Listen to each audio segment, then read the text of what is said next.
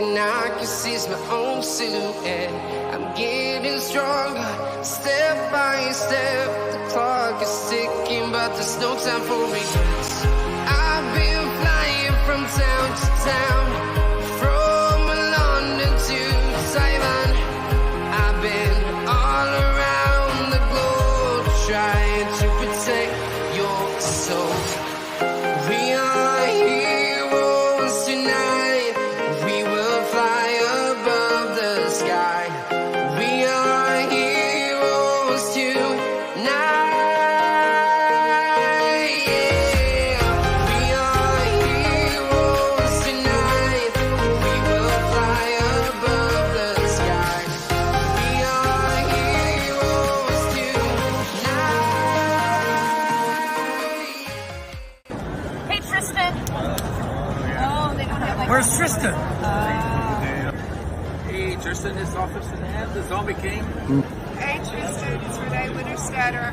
Hello, Tristan. This is Bob Paul. Hi, Tristan. My name's Agnes Garboscon. Hi, Tristan. Hi, Tristan. Hi, Tristan. Hey, Tristan. I hope you're doing really well. Hey, Tristan. Hi, Tristan. It's Gail. Tristan. Hi, I'm Donnie Cates. Hey, Kristen. This is Tim Seeley. Hi, Tristan. It's George Perez. Hi, Tristan. Hey, Tristan. Thanks so much for reading, and I hope you continue to enjoy the books. Hey, Tristan, where the hell are you? Tristan, where are you? Tristan! Where are you? Tristan, where are you? Hi, this is Rags Morales. Hi, I'm Paul Story. Hi, my name's Jamie Tittle. Hey, guys, this is Joe Prado. I'm comic book artist Freddie Williams II. I'm Palmiotti. And I'm Amanda Connor. I'm Ralph Tedesco from Zenescope, and you're watching Nerdette's Newsstand. And you are watching Nerdette Newsstand. Nerdette's Newsstand. Welcome to Nerdette's Newsstand. You're listening to Nerdette's Newsstand. Nerdette's Newsstand. And you are watching Nerdette Newsstand.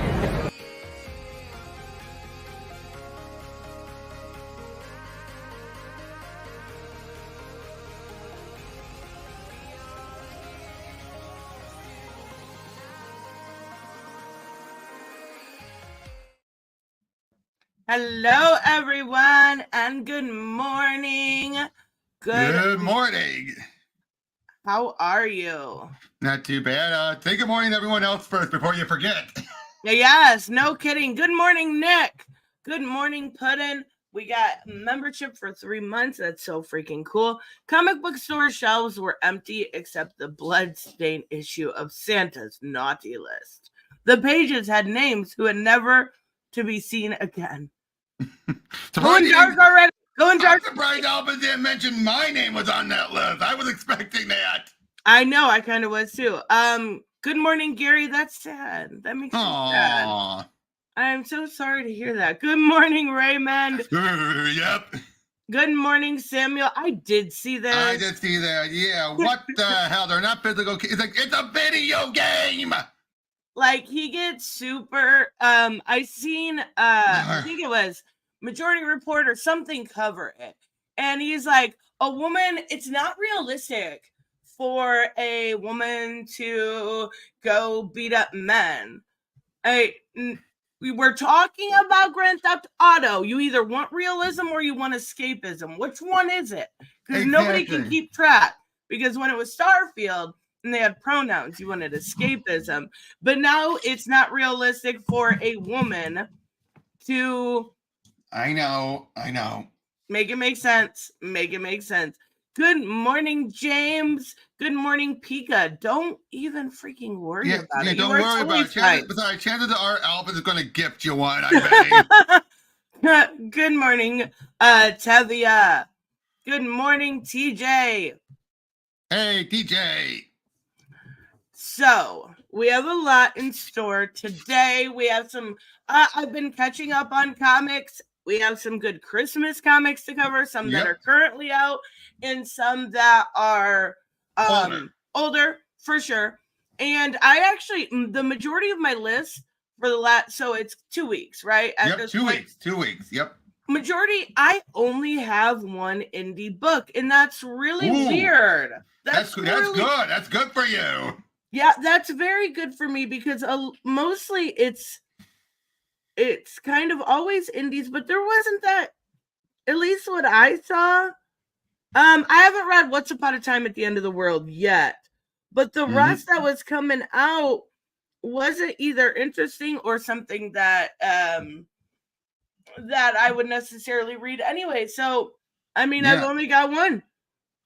Yep. And for me, it's been mostly DC's been firing on all cylinders this past 2 weeks. Well, there's a lot of good books to cover, and I started. Now, I won't be as near as far as you into it, but I did start reading Beast World, and that what'd you started think? with Titans, right?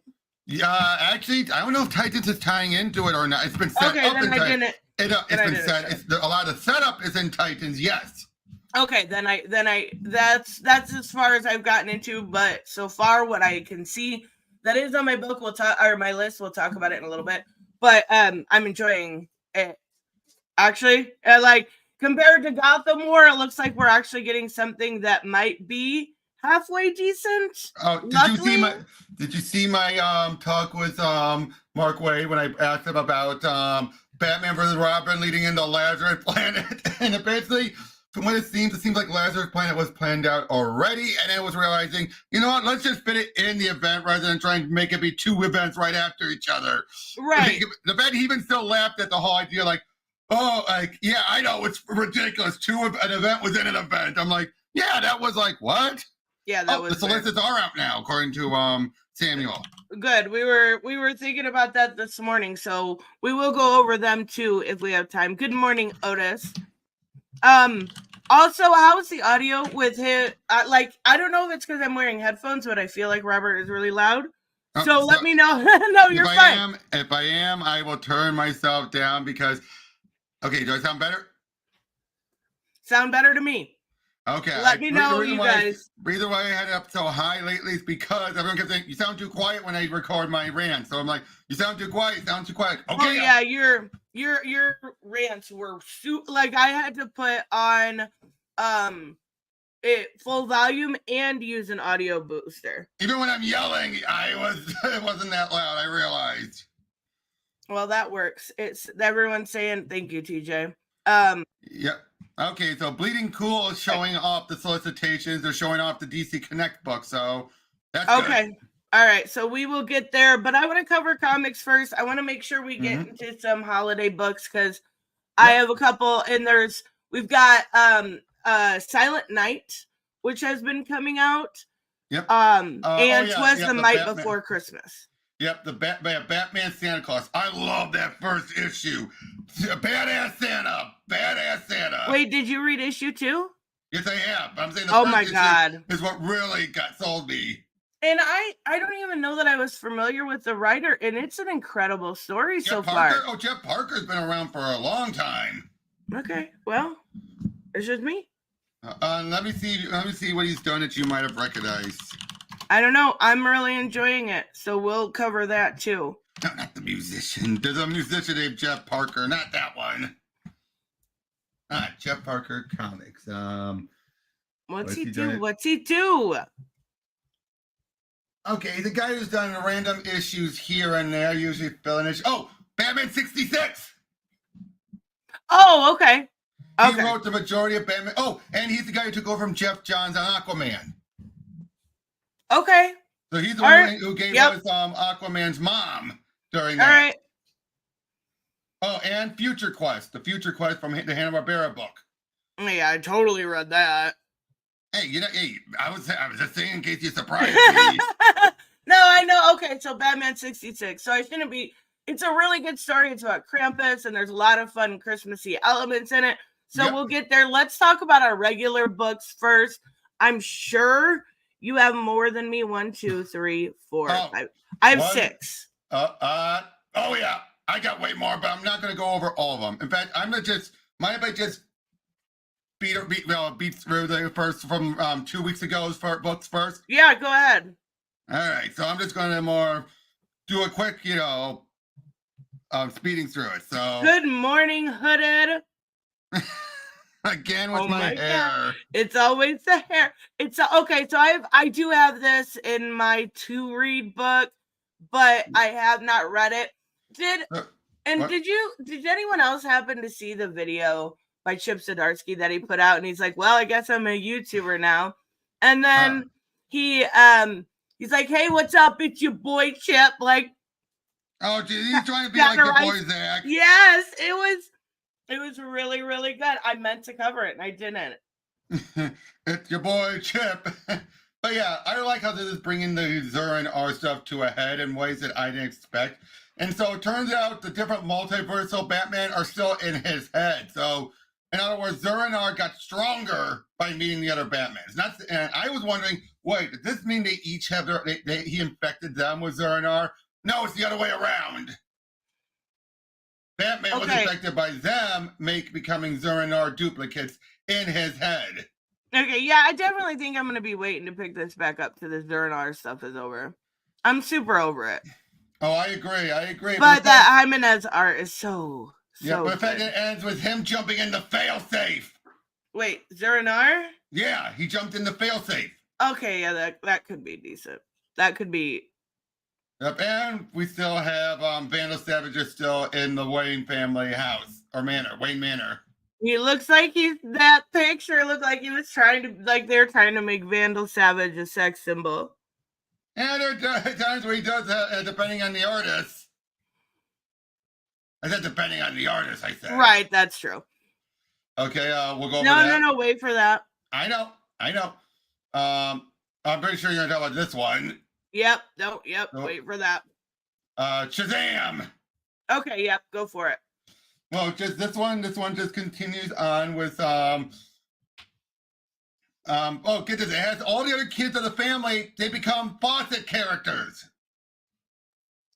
Wait, from Fawcett Comics, the old Fawcett Comics? Yeah, which was where Shazam was from. So that is so cool. Bullet Girl, Spy Smasher. Yeah, Pedro is Mr. Adam. Eugene the Invincible, and yeah, there's a new Squadron of Justice. Is Eugene gay in this?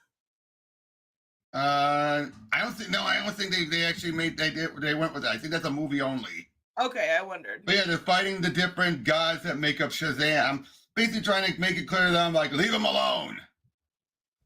Like, stop controlling me. This is Mr. Dinosaur's people. Oh my god, that is super clever. I like it. Wait, Oh, from the first issue, I thought they were good guys. No, he was the good guy. Okay. His supervisors are showing up. Okay, because I love that first issue where he's like having tea with them. It's so cute. Yep, and then Black Adam has showed up because even Mark said you got to bring it. Adam in. With a Shazam book, you have to. And then there's Superman 78. Oh, is the art improved at all? I think the artwork is still decent. It's nowhere near as good as the first mini, but it's not bad still. Yeah, I mean, the artist that did the Superman 78 was amazing. They did such a good job. It's really, really hard to follow that up. Well, I agree. This was definitely that. I think this feels like the first artist, but was obviously they were going for speed over it, but the fact he's still able to keep up to a decent amount, like he's coming close to it. It's like half the quality of the first artist, which is but not bad. Yeah, it's good, but not great. Okay, and then the other two books of 2 weeks ago were the Titans books. Oh, okay. But these are the actual tie-ins. The actual tie-ins? Okay, so Waller Rising, and then there's another one. I don't remember what it's called. World Tour Metropolis. Okay. That World Tour Metropolis is the anthology. Waller Rising is just a full-on one-shot. Okay. Wait, so do they need red for the? Yeah, I'm assuming. Yeah. Who the fuck is Deadeye? He was introduced back during Lazarus Planet. Yeah, he was. I remember. Yep, and apparently, Valzad and Red Tornado returned? Yep, because it deals with the Phantom Zone. Okay, all right. And then was Dr. Hate. Oh my god, there's so much going on right now. Yep, so it's nice to see at least that they're still utilized. Vixen? Wait, hold on. Vixen, okay. And Batwing. Oh my god, I ship it. Yeah, well, by the end of this all, it ends up leading into basically a team of black heroes. It's basically how you summarize it. That's what the whole focus is on this is so many of the black characters teaming up.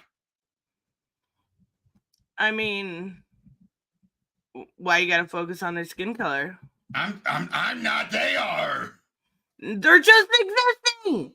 I agree, but look at it. See, they're basically saying now we need a team or a network, but they're showing just that's exclusively the other black characters, even ones that weren't in this book. So it's not like either they're just those that are in the book.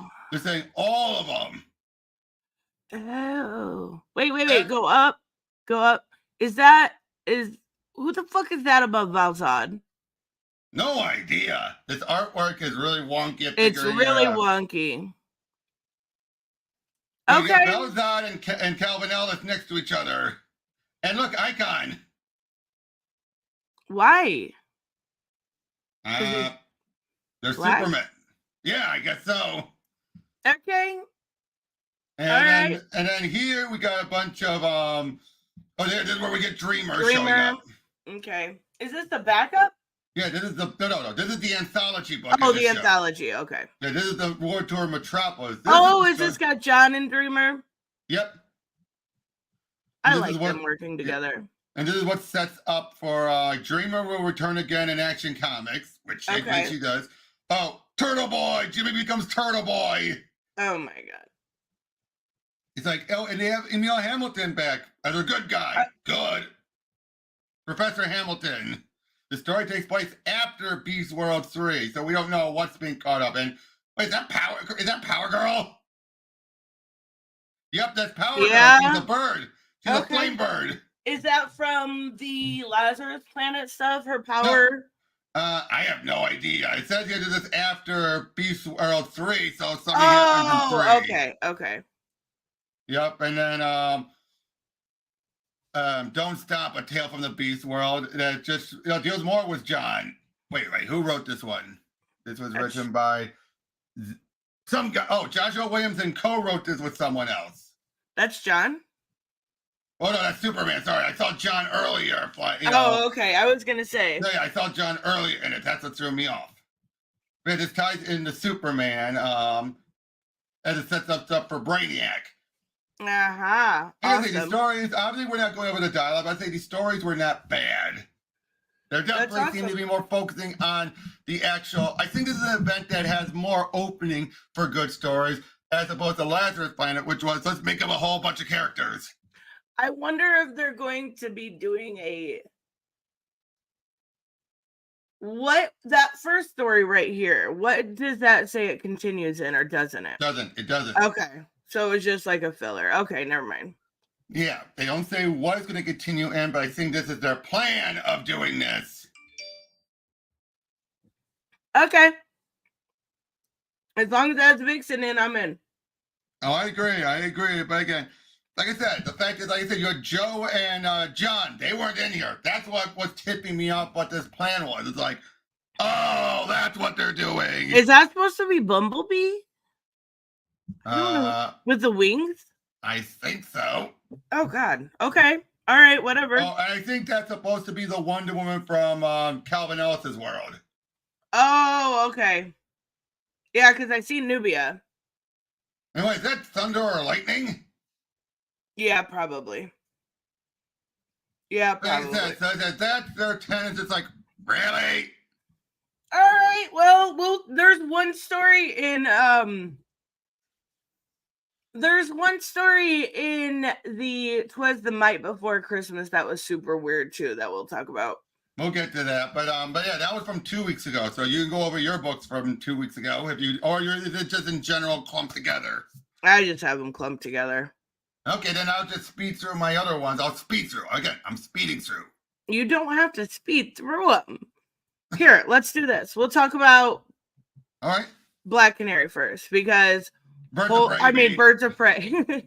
because this is so well done. It's by Kelly Thompson, and the art is something Romero. I can't think of his first name. Hold on. Let me look. I gotta. Leonardo Romero. Leonardo Romero. Okay. Yeah, them just Wonder Woman.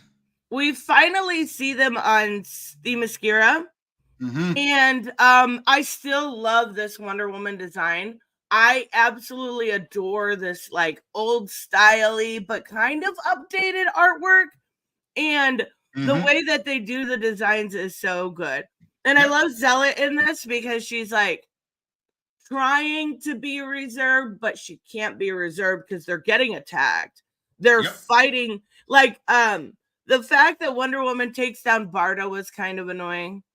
Right? Like I do feel like it's Barda. She could I don't know.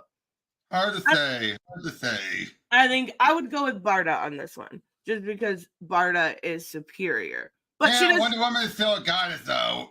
Yeah, but Demigoddess. Yeah, but she survived Apocalypse and was the female Fury. Okay, yeah. But also Wendy has fought with Darkseid too, and actually has knocked him down, whereas Barda has not.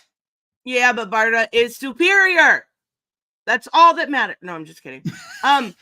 Zealot, I love Zealot. You're just thinking it's half of your favorite chip. I love Barda in general. I love the way that she just goes through. And you remember she took that magical whatever, so she can't actually kill any of the Amazons. She just goes through and knocks them all out. I love how they have this. She's wiping out the blood so much. What's that? He said, I hate this mission so much. Yeah, she's not happy to be. Actually, at this point, nobody is, but and we see them go through all the Amazons. We think, you know, oh my god. And then Maps finally shows back up and saves them. It kind of, and then I love this because they all get captured, right? And oh, where is it? And they're talking in the jail cell here. Well, Canary's not really talking. And they're like, where the fuck is Cassie? Like, where did she go? Yeah, we saw her get punched earlier. That was it. Yeah. And she's like, oh, here, let's go. Like, I that's such a Cassie thing to do. I thought that was so good. Mm-hmm. And then we finally see Magaria. Is that how it's said? Megara. Okay. We finally see Megara, and she wants Sin. She takes over Wonder Woman. She's not good enough. They're after Sin. And that's kind of where it leaves us. But this book has been really, really good. Really, really good. I'm actually surprised. So I'm basically familiar with Kelly Thompson's work, but I didn't realize how much I liked her work. Mm-hmm. And not only this, but the call that she does is incredible.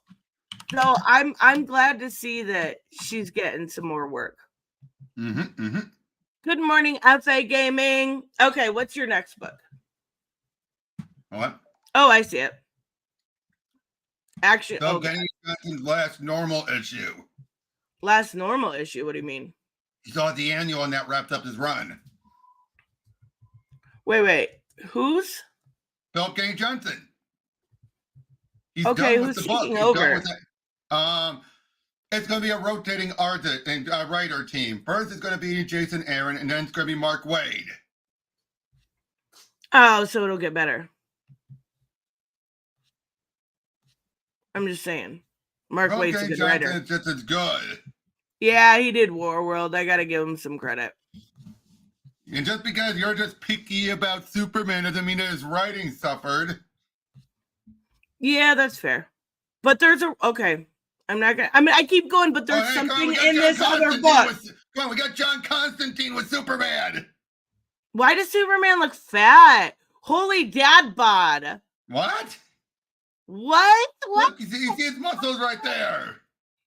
He looks like he's got a dad bod. How? There's no gut. And then he's bloated. He looks wide. Good morning, Lily.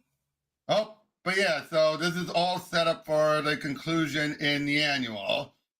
And well, we got one of the backup stories that deals with Dreamer and with John. And then Waller shows up, and this is all meant to lead into the Dream Team book. The Dream Team book. What the fuck is that? That's the upcoming Suicide Squad book, the one that I and Samuel showed you Oh, yesterday. yeah. Okay, so we'll end up looking at that. And then this story here leads up for the Neo Before Zod maxi series. Wait, there's 2 backups in this? There's always been 2 backup Oh, stories. yeah. Is this the something Sons? No, I said this is for the Neo Before Zod Sinister story. Sons. Is that? No. This is setting up Neo Before Zod. Why is his hair like that? Yeah, it's been that way. Who is it? That's not Velzad. That's Lorzod, formerly Chris Kent. Wow, his mom needs to be slapped for letting him wear that hair. Urza's his mom. Wow. And Zod's his dad, remember? Yeah, but that haircut is not okay. I bet his school is not a fan. And they wouldn't want to mess with him since given his father, so they probably just let it be whatever. That's really cool, though. Yep. There's also Batman Robin. Oh, I forgot about this. Different artists. Clearly different artists. Dun, dun, dun. Yep. We still get a little bit with Shush. So it's Mikhail. No, wait, that's Mikhail Janin? Wait, hold on. I'm on my other tab. Okay, what? That's Mikhail Janin's artwork? That looks a little different. It's the coloring. It is, but it's Mikhail Yanin. Yanin. Hello? Sorry, Yanin. Duh. Good morning, Derek. And there's Simone. Yeah, that's definitely. Okay, so it's both. It's both. And that's a great art team. But again, the coloring on Mikhail looks off. Like I'm used to them doing their own color, the coloring they usually have. So seeing it was more flatter coloring, and it's weird. Good morning, Undead Quinn. But yeah, so wait, is that? That's White Rabbit still. Yes, I love her. Bragging rights to whoever brings her in. Game on, son. And then Damien's going to school now. Black Phoenix, thank you so much. Happy 5-month anniversary to me. So that's awesome. Yep. And good morning. Damien's going to school now? Yep. Guess I have a good reason to go to school after all, is to keep an eye on this girl. Shush? They think that's Shush. Okay. I have this on my list too. You have that? Okay. Yeah. And then what was this? No, I can't stand the art. It's so ugly. Raphael's grandpa. So just call him Grandpa. His art is so it's very acquired. And I like it. My god. What? It's so okay. No, it's really not that bad. I just had a lot to read, and I hate his art. Hey, that's fair, but it looks like a Zack Snyder movie. It does. Like, I feel like it gives off that vibe of like. Hey, I like it for the artwork. I like it. Well, go up. We'll look at Alfred on the left-hand side. Go up more. Right there. What the fuck is wrong with his face? Does he have a dick for a nose? What is going on with that face? It's cartoonish. Blech. It's bad. Oh, and Green Lantern, we find out what's been going on with Hal. First, he's dealing with Sinestro. They're having a big fight. But it turns out at the very end, remember how we beforehand we thought we fixing Kilowog on Earth? Turns out it's not Kilowog. It's a construct. Oh, okay. Kilowog is dead. That conversation. What? Kilowog is dead. Meat cannon art. That's exactly what it looks like.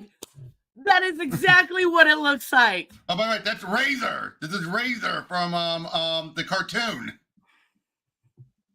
What cartoon? The Green Lantern cartoon. Yeah, I watched that. You should. It was good. I didn't. Wait, which cartoon? The CGI one. Oh, okay. Good morning, Reese. But yeah, it turns out Kilowog is dead, and it's all Hal's fault. How?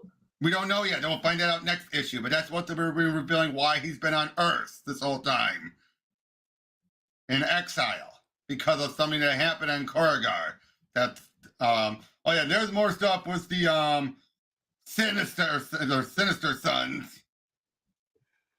They're so cute. I get what they're going for. Sin Son. They're trying to have him be a bit more like a alien Damien almost. Yeah. I mean, they're trying to bring back that like love, but I don't know if it's gonna work. I don't know if it's gonna work either. I don't. Oh, next one. That's second issue of Outsiders. Oh, you know what? I do have this. Bye, Puddin'. Have a good sleep. I do have this, and I am going to read it. I just haven't got a chance yet because the first issue was really, really good. Oh yeah, really good. And this one's just as good. Challengers of the Unknown is what they're going by here. Well, that's what this group is. I mean, this team they're dealing with is the new Challengers. Awesome. Oh, the new drummer. I love her already. I know. She's like, burp these guys. Oh, these burping guys. Yeah, this is a good book. I didn't get a chance. I wanted to, the one anthology that we read was 100 pages. So. Right. I get that.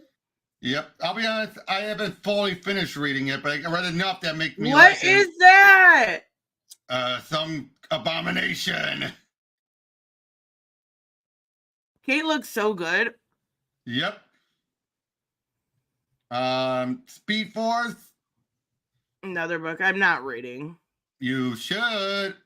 Why? I don't care about those characters. Fair enough. Okay, you know what? That's fair. Me, I do. That's why I'm reading it. I don't even know. Like, I literally know. There's one time that book, though, it feels more like a Titans book than it does a Flash spinoff. Well, I didn't know Connor was in it for one, and two, I only know my knowledge of. Wallace and no, not Wallace. I like Wallace, but is her name Avery? It's not Avery. No. Purple Flash. I know. Hold on. Let me double check. Purple Flash girl is limited to Avery. No, you're right. It's Avery. Avery. It is Avery. Okay. Is limited, and most recently, I would say the most we've seen her is 1 Minute War. Yep. Other than that, I'm not a big fan of her. Yeah, I've been reading. I read both Williamson's Flash run, which included 1 Minute War, and and Adams' run, and also when she was first introduced during, or she took a part in the Superman. Superman. Yes, that one. Yes. Yeah. She was part of that team. So that's the only reason. I have heard good things about it, but you know what? Okay, is this the Black Label book? Yep. This is the one that's very political. Yeah, I dropped this after issue 1, not because it was political, because it was fucking boring. Well, things picked up. I mean, maybe, but is this the last issue? Yes. Okay. Now, it has a lot of political jargon, but by the end of it all, Waller both gets what she wants and doesn't get what she wants. And it's basically, again, it plays out very much like one of those 80s. Is that Rogue? No. What the fuck happened to her face? Go down. No, that's her reflection. Oh, God, that's terrible. Okay. I agree. Even I was like, what the hell? But I get what they're going for. You know how sometimes you don't see yourself fully, but that should be more transparent here, not solid. Go into your settings, make the opaque. What is it called? Opacity. Yeah, make it light. Yes, make it lighter, and then it would go okay. But that looks. But yeah, we got Mr. Majestic showing up and revealing about the Damonites, and basically that's taking their attention. You know, the shapeshifters from Wildstorm. Basically, this is showing that basically the whole point of all this is that this is all what if Stormwatch, the Wildstorm concepts exist in the DC universe sooner, and Waller was butting heads against it. That was the whole point of this series, and it's showing that Waller would be able to keep up. Wait, but is she's that the not guy go- before Bendix? Yeah. Yeah, I can't think of his name. I forget his name too. I don't remember the guy that was that Bendix took over for. I thought he was dead. Oh, I guess this is Black Label. Yeah, this is Black Label. But basically, both of these two are trying to take over as Weatherman. That's the leader of Stormwatch. Right. And basically, Waller throws her under the bus. But even at the end, it turns out even she's not going to get all she's wanted. Instead, she's basically, after everything she did to help out, and the other one was going to take credit for, they're not. She's not getting that position. Instead, she's basically being given what would lead into Task Force X. And that's because she got screwed over, she sends all the information to Lois to try and blow the whistle. Oh, wow. That's cool. Yep. And that's what's his name? I'm looking over because I have the other one of the books that he's doing with Batman. Shit, what's it called? Deathblow. Deathblow. Oh, okay. Yep, as they're taking the body of one of the people the girl who was experimented on, taking it to her parents. Good morning, Random. But yeah, I thought this was a good story once you have a beginning to end. Now, another one I didn't... Gamora X. I don't know his name. It's like Gamora Prime. I fucking can't remember his name. Something like that. I would say, though, another book I did not put on my list because I haven't read through everything was Danger Street, that now that it's over. So I'm going to be reading through that this weekend. I have not finished that. I want to finish that too because I want actually to understand what the whole story's about. Right. I think I got through Kaizen Gamora. Damn it, I knew it would come to me. Kaizen Gamora, yep. I read I think the first 6 issues, if not 7. I got pretty far into it and then Mortal Kombat came out. Yeah. And then you got distracted. Yeah, so I am gonna finish it because it's time. Here's the last issue. Look at that cover. That's incredible. I love it. But yeah, so other than that, I mean, World's Tight. There's one I'll address the list. World's Finest Teen Titans ends. This was a great mini. What do you expect from Mark Waid? Right. Captain America by JMS has been really good, and they have a Keith Giffen thing in there. That's awesome. Not as good as what DC did. DC's had it in the back of every single book with everybody saying something and a nice picture. That's awesome. Yeah, but whereas the Marvel one, it's a cut. It's basically they have a set standard that they do for everyone, so it's like it's not as special. Right, I get it though. What they do for one, they have to do for another, so they try to. Yeah, the only exception was John Romita Sr.'s death, and I think I was going to keep John Romita. There. Yeah, I was to keep Junior happy. If they botched that one, he would have been tipped. Yep. Yep. So yeah, he said there's Speed Force. But yeah, City of Mans you'll be going over, and then Beast World. There's Beast World Gotham. Okay, before you go over that, let me do one of my books. Go ahead. I'm almost done. I'm pretty much done after besides these ones. Holy shit! I still have a lot. Okay, not a lot, but enough. Well, I just breeze through. I just breeze through them. So this is Harley Quinn 34. Now here's the thing. No. I did not read the Teenie Howard. I started to, and I hated myself for it. But I was in the mood for some Harley Quinn after reading Poison Ivy, and I read the backup. And the backup is so good. It's so Harley. It's so like silly and goofy. She's going through this magazine, grabbing different things, trying to figure out how the fuck to get out. Ads. Yes, and she's grabbing different things, and she finds a mallet. And then so she gets out of the ads into the script. Right into the script, and she starts making. And I love that they remember these from Microsoft Word. Clippy. Yes. Get help jumping up your own butt. I would never say or do that, you idiot. Don't tell me what to do. I ain't dumb. I also know what to do in situations like this.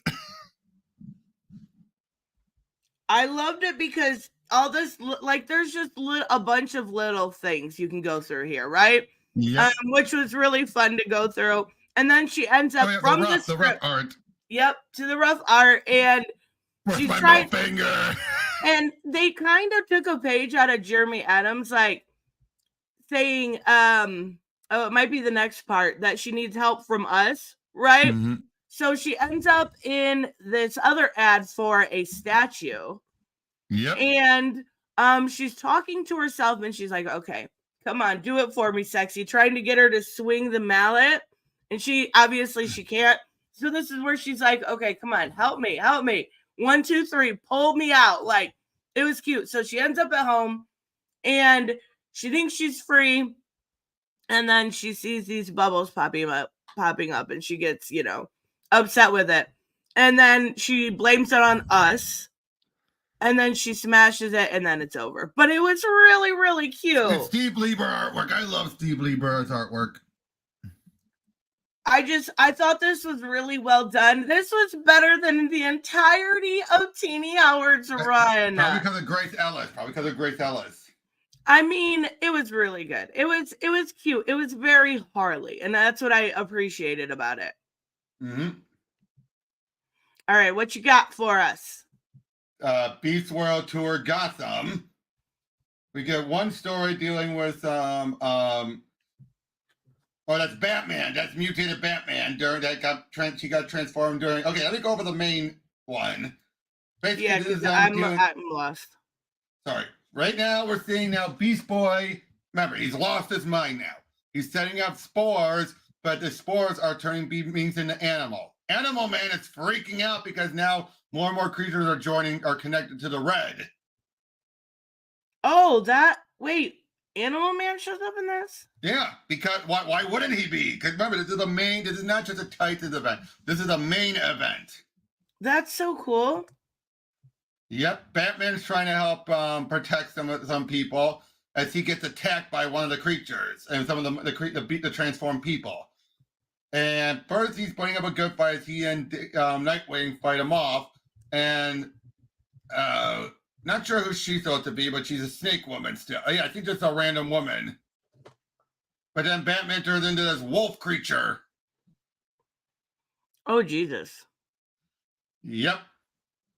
Barbara was doing her Oracle stuff to try and help out. But they realize Kondak has been, I was able to deal with Black Adam. That's not good. Wait, it's taken over Kondak? No, because Black Adam has been transformed in Kondak. He's now acting, being monstrous, bestial. Okay. Then Dr. Hate is there with Peacekeeper, Peacemaker, and Amanda Waller to meet up with the president, who is supposed to be Biden, and he said his wife is I've seen this. Yep, his wife is turned into an otter. Fucking Jill Biden is now a crazy psychotic otter, guys. No. His wife is. Yeah, Jill. Oh, Jill. His wife's name's Jill. Yeah, Jill is. But yeah, Batman and Dick saying, "I need a cage," which leads into this as Batman wakes up, leading to a bit of a fight. Meanwhile, having Croc dealing with some of these people have been transformed. Yeah. Well, okay. So Croc's in this and Poison Ivy. Yep. And even looks like Croc's gone further altered. Actually, no, he has. It looks like someone else has been changed. Yeah, so he's like a real Croc now. Yep. And Batman is regaining some control to be able to help out. But he still has his instincts. So unfortunately, it's like he helped out in that moment, but to make sure he doesn't kill, he has to subdue him. This was done by Chip Zdarsky, by the way. Called The Good Boy. Oh my God. Oh, this is the one written by the woman who wrote Grace Ellis. But this is the one that has that weird Harley. Wait, what weird Harley? Oh, for fuck's sake, stop it. Okay, she wrote one good Harley story. But? Poison Ivy. Oh, look at that, though. She's petting her wife. What? No, that's weird. This one's the Scavengers. No idea much about this one. And we see Ew! What the fuck? Go back up. Go down. I want to see what Huntress looks like. Oh, that's not good. We have a Huntress transformed into a Panther. Oh, that's cool. And then Cassandra has a deal. They'll subdue her. Try and subdue her. Oh, this one's written by Sam Maggs. Oh, look, utilizing the laser on the gun. Oh my god, that's cute. I guess I did what I set out to do in the end, but this confirms that I'm really not much of a cat person. Oh my god. Let me get these super chats real quick. Punk, Go ahead. thank you so much. I love it. Thank you. And good morning. Did I say good morning, Punk? If I didn't. Good morning, Tony. What the fuck? Breaking news. Ripaverse has committed gingercide. The woke leftists at Ripaverse changed a redhead character to blonde mid-book. Rip Wilkins. You know what? I would say I'm surprised, but hypocrite's gonna hypocrite. Also, I bet it was more of an art issue. Because And a colorist. That's what I'm saying. What was there? Was it 5 different artists or 5 different colorists? Five different colorists. No. It was 5 different inkers and 2 different colorists. Yeah, and there was no consistency whatsoever in Alpha Core with that kind of like gritty, weird look. But hypocrite's gonna hypocrite, right? Yep. Oh wait, are you saying that Alpha Core did not make your top 5 this week? No. Oh my god, I'm shocked. That's all. I went over. Besides, if you know that this one top 5, this is basically going over all the books. I mean, yeah, video tonight. Okay, make sure you guys are subscribed to Tony's channel. Yeah, that's pretty much all of my books. Oh, that aren't my Christmas books. Right. We're gonna go over those in a little bit more detail, but I see them. I was able to get speech through so many of them. That way, we have time for the other talks. Yeah, definitely. Okay, so let's talk about Poison Ivy. And I'm not as good as speeding through it, so she's having some weird pain in her side, and she thinks it's all the stress and everything that has been going on. And 2 issues ago, Janet kissed Harley, so it's super awkward. So now they're trying to say that they're in a three-way relationship? No, I don't think so. I thought so at first, but I don't think so. So anyways, it gets super weird. She basically says, Poison Ivy kind of cuts it off with Janet completely here, which appreciate finally. About damn time. She says it was one time, nothing that needs to upset Harley. Actually, it was 2 times and whatever. Oh my God, could you type a little bit louder, please? Sorry. Please, I would appreciate that. Oh my God. So she goes to Slaughter Swamp, and remember the Lamia that started this whole first 6 issues off, where she was planning on remaking the world, has now infected bunch of people, even though she changed her mind. She's having dreams that this Lamia is calling, basically like they become the humans that are infected, become like her babies. They're drawn to her. They go to her. Could you not? I'm sorry. I thought I was being quiet that time. No, you were being super fucking loud. That's because my mic is sensitive. Sorry. That's okay. But basically, in a nutshell, Croc is there's this great part. Okay, so hold on. Croc he comes up and he's like, I like mushrooms, and he eats the mushrooms, these Lamia mushrooms. And she's like, you fucking idiot, right? These are full of Lamia. And she realizes, though, that he is immune. He doesn't have any issue. So she starts to like swab his arm to clean it off to take. And, he can't obviously be poked with needles because of his skin. And he's like, this is okay, Reese, you're gonna fucking hate this, and I know you're gonna make fun of it. Damn it. So he goes, it's not just that I'm scared of needles. It's so fucking sweet. And he tells a story about when he was a little boy and his auntie was taking care of him. she would take him to the doctor, and they would constantly try all these different needles. And he has such a traumatic past with that. And she can't get through anyways. So she has to, like, I think they're just leaving that open-ended for now.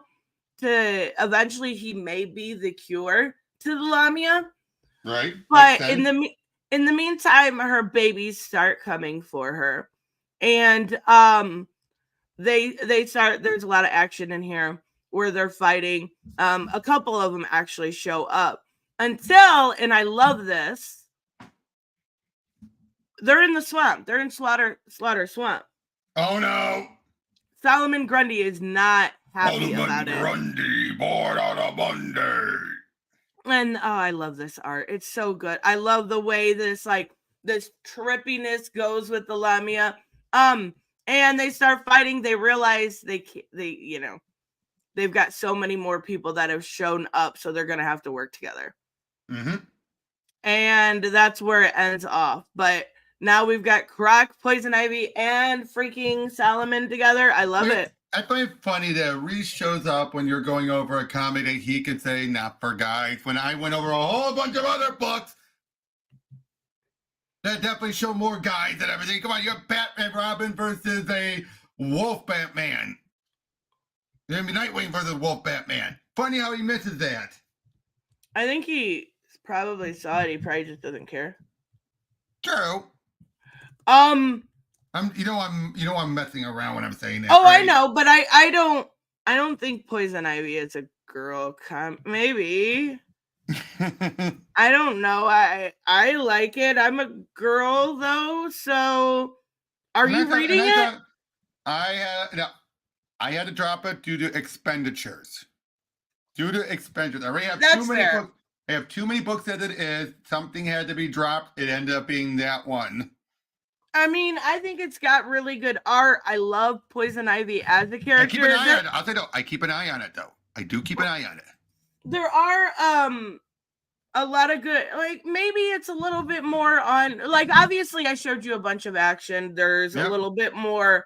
We've got the compassionate side of Ivy, so I understand what you mean, but I don't think compassion is necessarily a female trait. I think it's a human trait. So I don't see that as really an issue. And I love the characters. Like, I love Harley. I'm starting to like Janet, kind of. I still hate her a little bit. And honestly, it's Poison Ivy. It's going to be a little bit more female driven. So I don't care. So I've got Sirens of the City. And it's weird to me because I dropped Fire and Ice. Is that what it was? I liked issue 1, but it was good, but it wasn't great. They just showed Fire as a big hypocrite, trashing Guy Gardner for his masculine energy. Yet she's completely head over heels in love with Lobo. Oh, that's funny. Who's even more toxic masculine than even Guy. That's actually hilarious, though.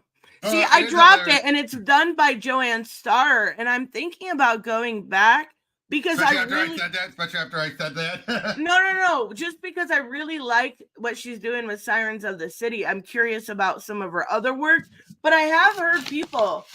Can you not be so fucking loud when you're touching everything? Okay, what the?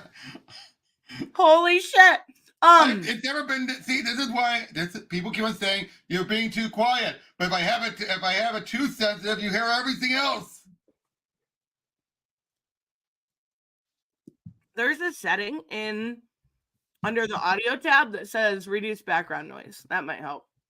All right. Browser not supported. Oh my god. Okay. But anyways. Otis says, yeah, compassion is a human trait, but men use it differently. For sure. But I'm just saying, like, we all have the capacity of compassion. So if that's a side we're seeing of Ivy, I don't see that as necessarily only female, maybe female driven. But yeah, I understand what you're saying. Obviously, males and females are different. We like different things. I'm going to gravitate towards a Catwoman, a Poison Ivy, a Harley Quinn before I read my some, Batman and stuff like that. That's just me. Mm-hmm. But regardless, Sirens of the City is honestly, this is incredible. There is one. I don't know if I want to talk about the one world breaking thing. Go ahead. I love this right here. I love this. This is our main character's mother. And we find out within this, she is Lilith from the Bible, right? Mm-hmm. Adam's first wife, that whole thing. We find out that's who she is. And basically her children to her are like nothing because she's had so hundreds of them, right? But there is one world breaking thing. I do think that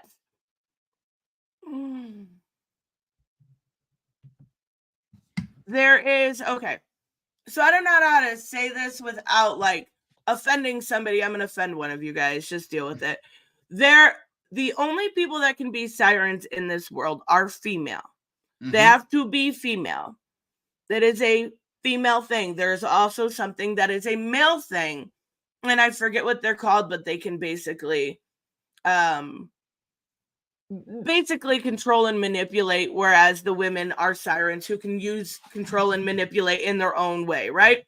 Mm-hmm. There is a trans character that is a siren without explanation. And I don't understand. If it's just a comic book thing, then fine. But it is in a way like perplexing to me. Agreed. It's a little perplexing. So we see I read it a while ago. I don't remember her name. We basically see the fallout of her meeting her mom, her going down that road. They explain Lilith. She was Lilith, but she wasn't subservient. He didn't like her on top. That was it. She gives birth. She has bunches of babies. She's been throughout history. She's been a powerful figure throughout all of history. There's a Mad Magazine little thing. I love that. Me worry? And now they want to. That's what the character said. That's what the character says. That's why I was saying it. Oh, okay.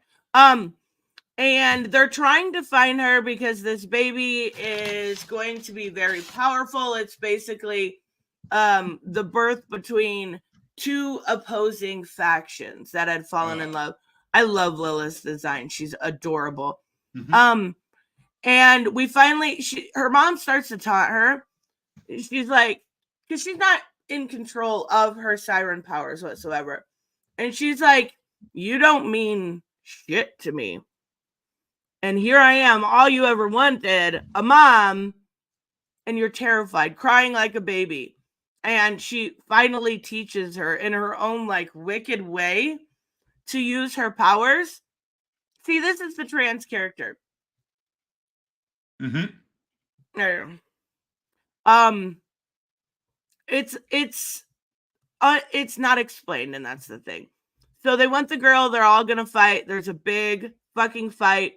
The way that the men control is through direct eye contact. The way that the women control is their sirens. It's through speaking and through their song. So they put blindfolds on, they start fighting, and that's where we're at right now. And Carrie Randolph's art is incredible on this. Mm-hmm. And I'm really, really enjoying what Joanne is doing with this. So much so I may go back and read Fire and Ice. I don't know. I love it. Cut their fucking balls off. It's a really good story. It's my only indie this week, but it is a very, very good story. Mm-hmm. So I have Titans 5 on my list. Mm-hmm. But is that a predecessor to Beast World? Should we even go over it? Yeah. Okay, let me bring it up. It's just Titans, right? That is one of the preludes to it because it sets up what brought the Necrostar. It starts the whole thing in the first place up. Where the fuck is Titans? Is it called just Titans, right? Yeah, just Titan. Well, oh, here, I Found it. found it. Oh, you found it? I All found right. it. Yep. It just took me a minute. Blacker. I know, right? So we've got Titans 5. Could they? Yeah, that's the problem. That's also an issue that I had. Like, yeah, I get it, but whatever. So we got Titans 5. This leads into Beast World. I love, who is the artist on this? Nicole Scott. No, oh, that's why I love it. Obviously, gorgeous artwork. Gorgeous. So, and this is Tom Taylor. Like, yep. I feel like there was a part here where, and this is really good, but I felt like Beast Boy became Tom Taylor for a second.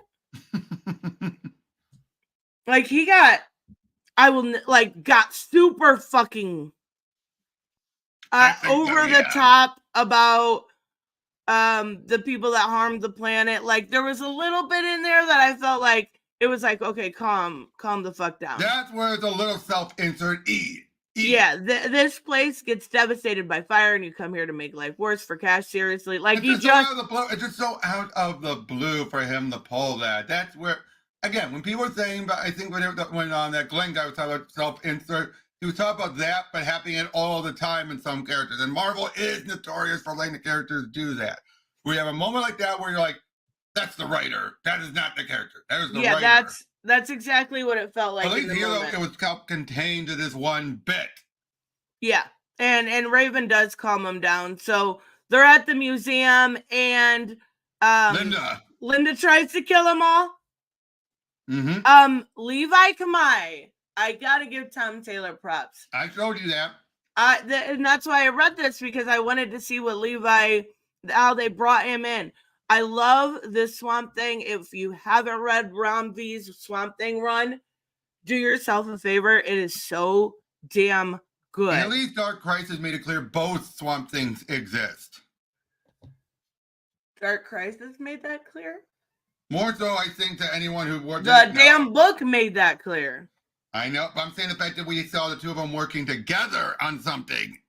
Yeah. That's what I meant. We see basically Linda is infected. So this Starro, that's the Necrostar. Okay, is what kind of starts Beast World. Mm-hmm. And she almost kills Wally and da. We see them kind of fix. There is not a lot of action in this book. I'm not gonna lie. This is the wrap up. Yeah.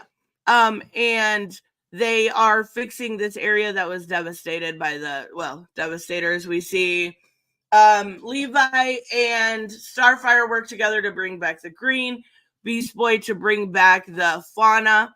Mm-hmm. And it looks incredible. And then we find out, I don't remember. One guy ends up he's working. He's Deadfire. Deadfire. Deadfire? Or not Deadfire, Darkfire. Darkfire, yeah. That's Starfire's brother. Yep. And Blackfire and Darkfire. Could it be any more obvious her siblings were evil? Yeah, exactly. So this was really good. And I only so this was the finale of this leading into Beast World. Mm-hmm. So is Titan 6 a tie-in? Let me check. I think it might be. Because Tom Taylor's gonna Tom Taylor. That is a fair sentence. Yeah. Like, and I like it. Don't get me wrong, right? But I definitely think that it was very clear, like, it's Beast Boy. I get it. I don't know. Maybe it's just me. It is going to tie into it. They're still dealing with Brother Eternity. Okay. So basically, that makes sense. While all the other stuff is happening around them, they're still trying to deal with their main plot. Okay. So you want to talk about Batman City of Madness? Starfire does have a brother now. Yep. Well, she's had one for a long time. Yeah, I totally knew that, guys. So, Batman City of Madness.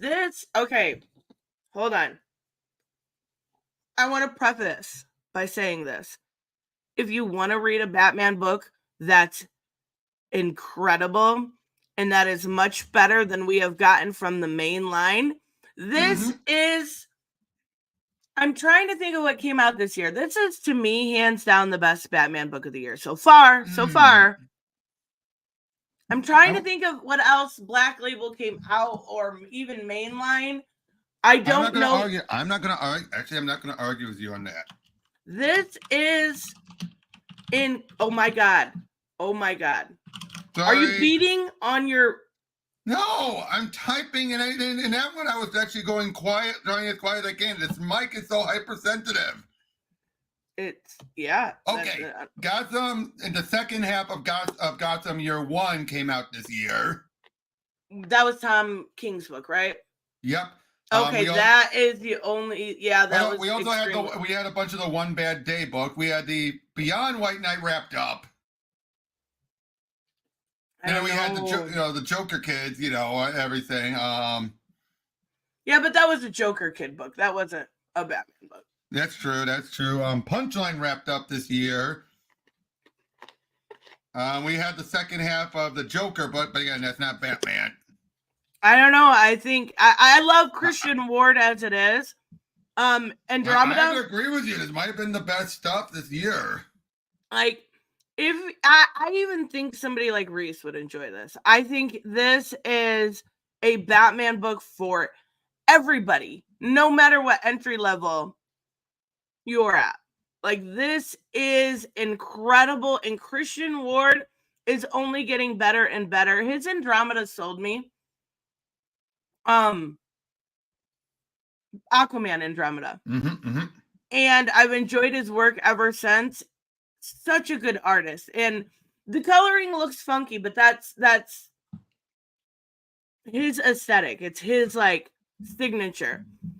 So basically what happens, we see Scarface is killing everybody. Scarface has lost his mind. We get a lot of every single villain that you meet here, you get a little bit of backstory too. So we get his origin, where he saw his mom murdered, and he basically that's new.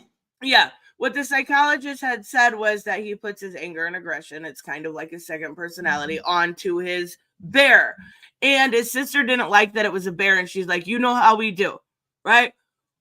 We are Italian mobsters. Let's get you an Italian mobster looking bear. And that's kind of where that came from. I love Det in this. He's just, how do I say this? It feels like a book that has every single character has a voice. Yep. None of them are quote unquote self-inserts. And each one of them represents a different side of Batman. Right? Like, we've got Two-Face with the two personalities, same with Scar. There's so much really good in this. And then we get the Court of Owls, which I love. I love the Court of Owls. Even going back, showing Harvey, we got, the scene with him getting his face fuckered up. Right? We've gotten all of this. We get to see this underworld of Gotham. And it is incredible. You can go through the art, and it is just absolutely incredible. Even so much so, we see both. But maybe it's been since Jeff Johns since I've seen a Two-Face this well done, where we get the conversations between Harvey and Two-Face, right? Like that idea. So we find this other Batman, which is the creature from the underworld that they're searching for, and he needs a Robin. So he finds a kid and says, he's just like, bitch, you're going to be my talent, or my Robin.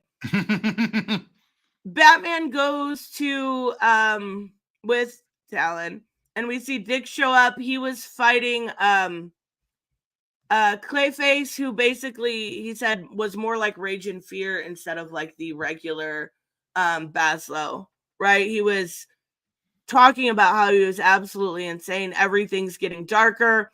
Everything's going by the wayside.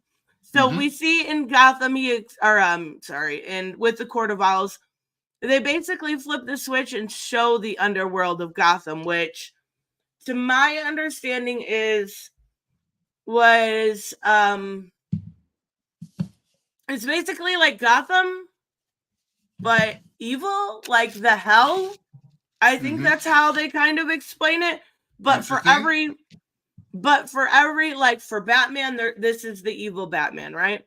There's a version of Harvey Dent. There's a version of every single character underneath also. But the evil Batman takes the kid to the underworld and it starts messing up the balance.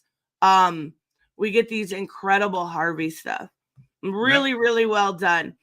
And Batman has to go to the underworld, but Harvey is trying to warn him that the kid is under there and he needs to get that fixed.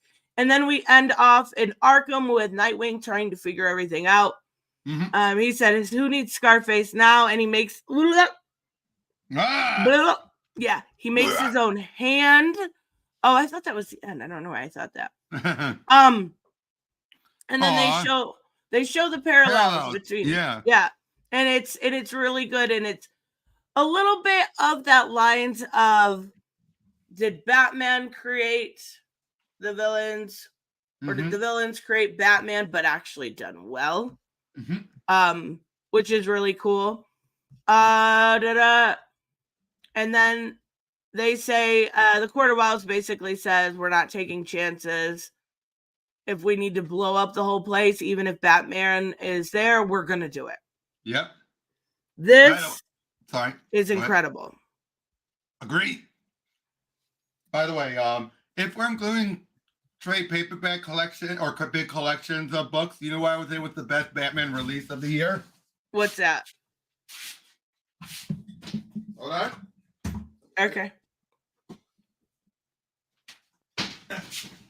And yes, I'm saying this just to mess with you. I can't see what it is. Hold Batman Ninja Turtles. Oh my god. The omnibus came out this year, so it counts. It does not. I'm always going to hold this over you that you liked it. Oh my god. You liked it. It's not good. It's not good. You liked it. You liked it. Yeah, you cannot deny that. You cannot deny that as lies. You cannot deny that this is a much better book. Oh, yeah. Did I say? I just simply said this is one of the best Batman releases this year. I said one of. Okay, yeah. This book to me is what Batman's needed for a very long time. Agreed. Like, this is the Batman that I grew up loving. Even the Christian Ward's art is a little like Raphael Grandpa's, where you have to, it's subjective in that nature, where you see like he uses a lot of color to show stuff, but it actually works really well with like showing this underside. Like, this picture of Harvey, I think, is incredible. Like the way that he's done the underworld, I think with all this different color aspect works so good. Like, I absolutely love this. This is so good. Hey, I just realized we haven't seen the Court of Owls since the Batman Spawn book. Oh yeah, you're right. Which was at the end of last year, which was the end of last year, but still. Well, I was literally, I think this week just saying we need something big. This isn't mainline, right? But we need something big mainline in order, not Zeranon, not failsafe, not this, not that, to bring back excitement. If this was a mainline book, it would bring back excitement. Let me ask you this. Would you enjoy, and would you say that Batman Ninja Turtles is better than what has been currently going on? I don't know. I haven't read it. I haven't read the recent Batman books. No. But I meant in well, you were comparing this to what's been going on. So I'm saying, wouldn't you agree that even Batman Ninja Turtles was definitely one of the better ones? No. Really? Not Not even even- Batman Turtles 3, the one where Batman and the turtles are become mixed with the Robins. No. And it was all That's about family. horrible. Yeah, You family's loved cool, it. You but loved Batman's it. better. Yeah. No, it just Simple Turtles alone makes it worse. You are a flip flopper, girl. Sacrificers is incredible. So, is there It's anything so else good. before we get to the Christmas stuff? Let me look. I had City of Madness, Birds of Prey, Harley Quinn, Poison Ivy. Said, nope, that's it. We've got our Christmas stuff, which is super awesome. Now, which one do you want to do? Do you want to do all Christmas or this year's Christmas? Because that's two of them. We got the collection, the 'Twas the Night Before Christmas, and I want to do Batman that Santa. first. So you want to do new I stuff want to do first, then? Twas. Yeah, definitely, because I want to make sure Hold on. then Let me we then get my... to it. No, I got it.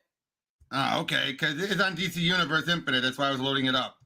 Oh, okay. What? There's some that I want to show, some panels I want to show specifically. Well, you tell me which ones to zoom in on. Because that's much easier to zoom in on DC Universe Infinite. All right, you got it up? All right. Yep. Yours does not show full screen. Why doesn't it? What do you mean? Hold I just did. Oh, okay. Now it is. Okay. I just had to hit F11 to do that. Okay. That makes sense. But yeah, but first of all, they've been doing these things for these anthologies for years. F11? Yeah, F11 does full screen. It does? Yeah. Okay. Learn something new every day. See? I don't know shit about computers. I just learned Alt-Tab. You just learned Alt-Tab and Alt-Enter. Yeah, I know, and I always forget, and I always have And to you're ask. how old? Oh my god, you're echoing. Sorry, I was close to the mic. I was like, and you're Oh, yeah. And I don't know these things. Okay, so our first story here is Home Alone. Yep, with the Teen Titans where Raven gets turned into a kid by Trigon after she... Bye, James. Have a good day. See you, James. After she causes some situation because no one was listening. Yeah, She was being kind of a brat. Yep, so she gets turned into what she matches her her attitude. Yeah, that's exactly right. This feels like something out of the Teen Titans Go almost, yeah.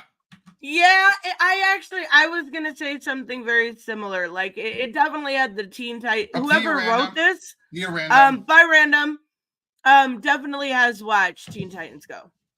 And of course, much like Home Alone, it's her versus two of the Frightful Four, Mammoth and Shimmer. And she basically homes alone. Like that there's no other way to describe it. She sets up traps because she's a kid. There's nothing she can do. Good morning, Bebop. Oh, it's like, what do they do? So that's what they do. I thought Damien just like marbles. Yeah. And she sets it up so they can't get a hold of her or get through security. She's just being a little, again, yeah, just like Home Alone. I gotta say that's good. And then, yeah. And then they come home and they're like, they love it because she's so cute. Mm-hmm. It's literally Home Alone. And because she remembers that during Christmas, basically, she has a hard time because, obviously her dad... a messed up family, which is what Christmas is about. Yeah, and she realizes again... Come on, Wraith. There's no pleasing you.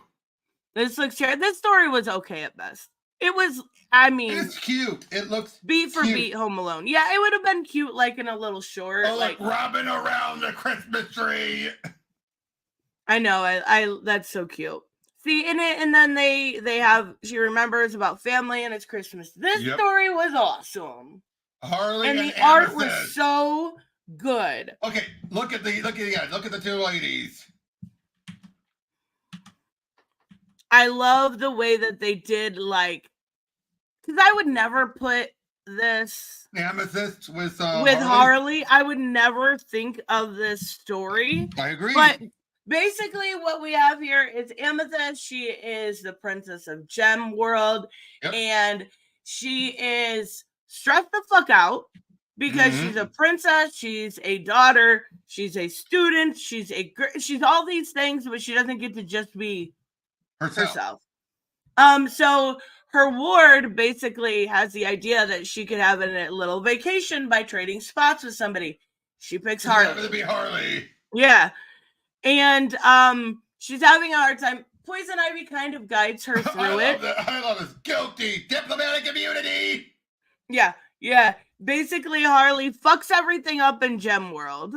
And Ivy takes I don't even know her first name, the princess. I can't remember. I just go by Amethyst, so Amethyst, yeah.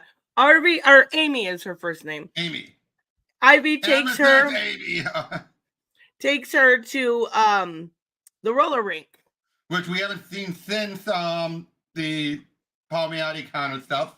Not true. You obviously didn't read Catwoman. Oh.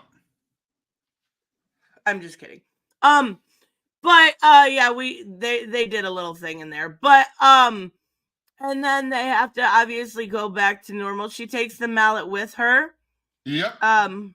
And she kind of gets a little bit of a Christmas vacay. It was a very simple, cute story. I enjoyed it. And I like both of these characters, and we never get to see Amethyst, so we get the Lex Luthor Lextacular Christmas. This is such a spin on what's that one where they see the three ghosts? Christmas Carol. Yeah, he sees, like, we see all these things, so it sets up where Lex is telling his business partner, somebody that works for him. Yeah. He's got to do all these things. It's Christmas Eve. Not interested. Yeah, and he's making him do all of these different work, and it has to be there by Christmas Eve morning, at 8 o'clock, so Lex can go over him. Now this has to be. Oh my God! Chill. Go back. You're going too fast. Lex is Scrooge. Yes, he absolutely is. So he sees. Go back. He sees the first ghost, and it's his dad. He's like, yeah, he's like not interested. He wants to go back to bed. Lionel, yeah. And then that is the ghost of Christmas past. And he goes back to this pub when he was a kid, and it shows a scene from his childhood. Yep. That's me when I was 6. The rocket was a Christmas gift from my teacher to encourage my interest. Christmas nostalgia sells. Yes, it does. And each one of these have not each one, but a lot of them have the themes of a different Christmas story we're familiar with, at least in the beginning of this book, which works for some of them. Some of them. And then it turns out Lionel stomped on it. Right. And then we see Brand. Yep, Brand is there, which just has to be not canon, given what happened at the end of Night Terrors.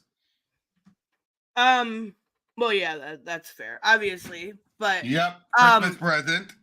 Yep, and he sees the guy from the very beginning that he was making work at home, working. Yep. He sees obviously something similar to Tiny Tim, his son, that can't get the medical treatment that he needs because the healthcare at LexCorp sucks, right?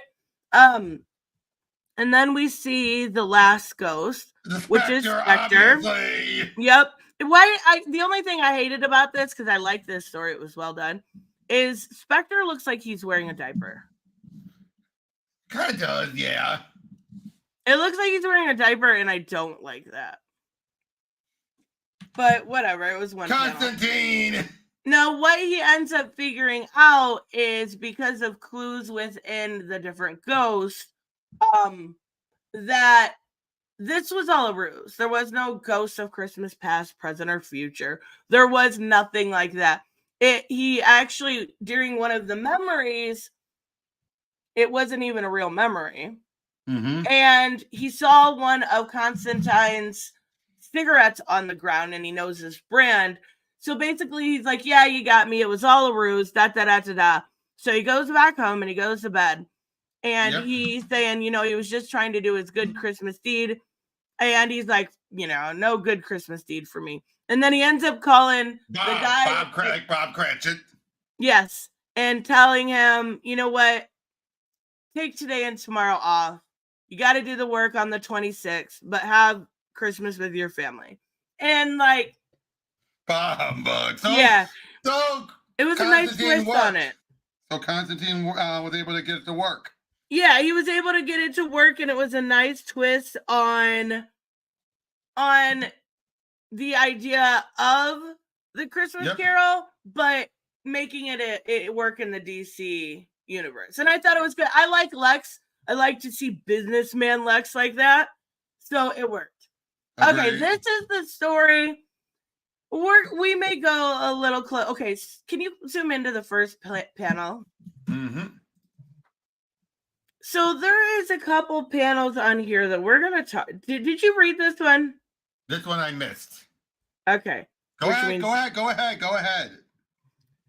Don't be. Okay, she's talking to Julia Pennyworth, Alfred's daughter. And she says, don't be cheeky, Batwoman. Bruce has every faith in your skill set. And fucking Batwoman comes back and she says, of being Jewish. What? Did they really make it seem like Batman only cares about Kate because she's Jewish? This makes zero sense. Yes. And that is not where it's going to end. Don't worry. Okay, you can zoom back out. Zoom back out on the whole page. Go down to the bottom one with her outfit. She's basically, what happens in the story is the Riddler has set up a bunch of problems around, like he's done the Riddler thing, right?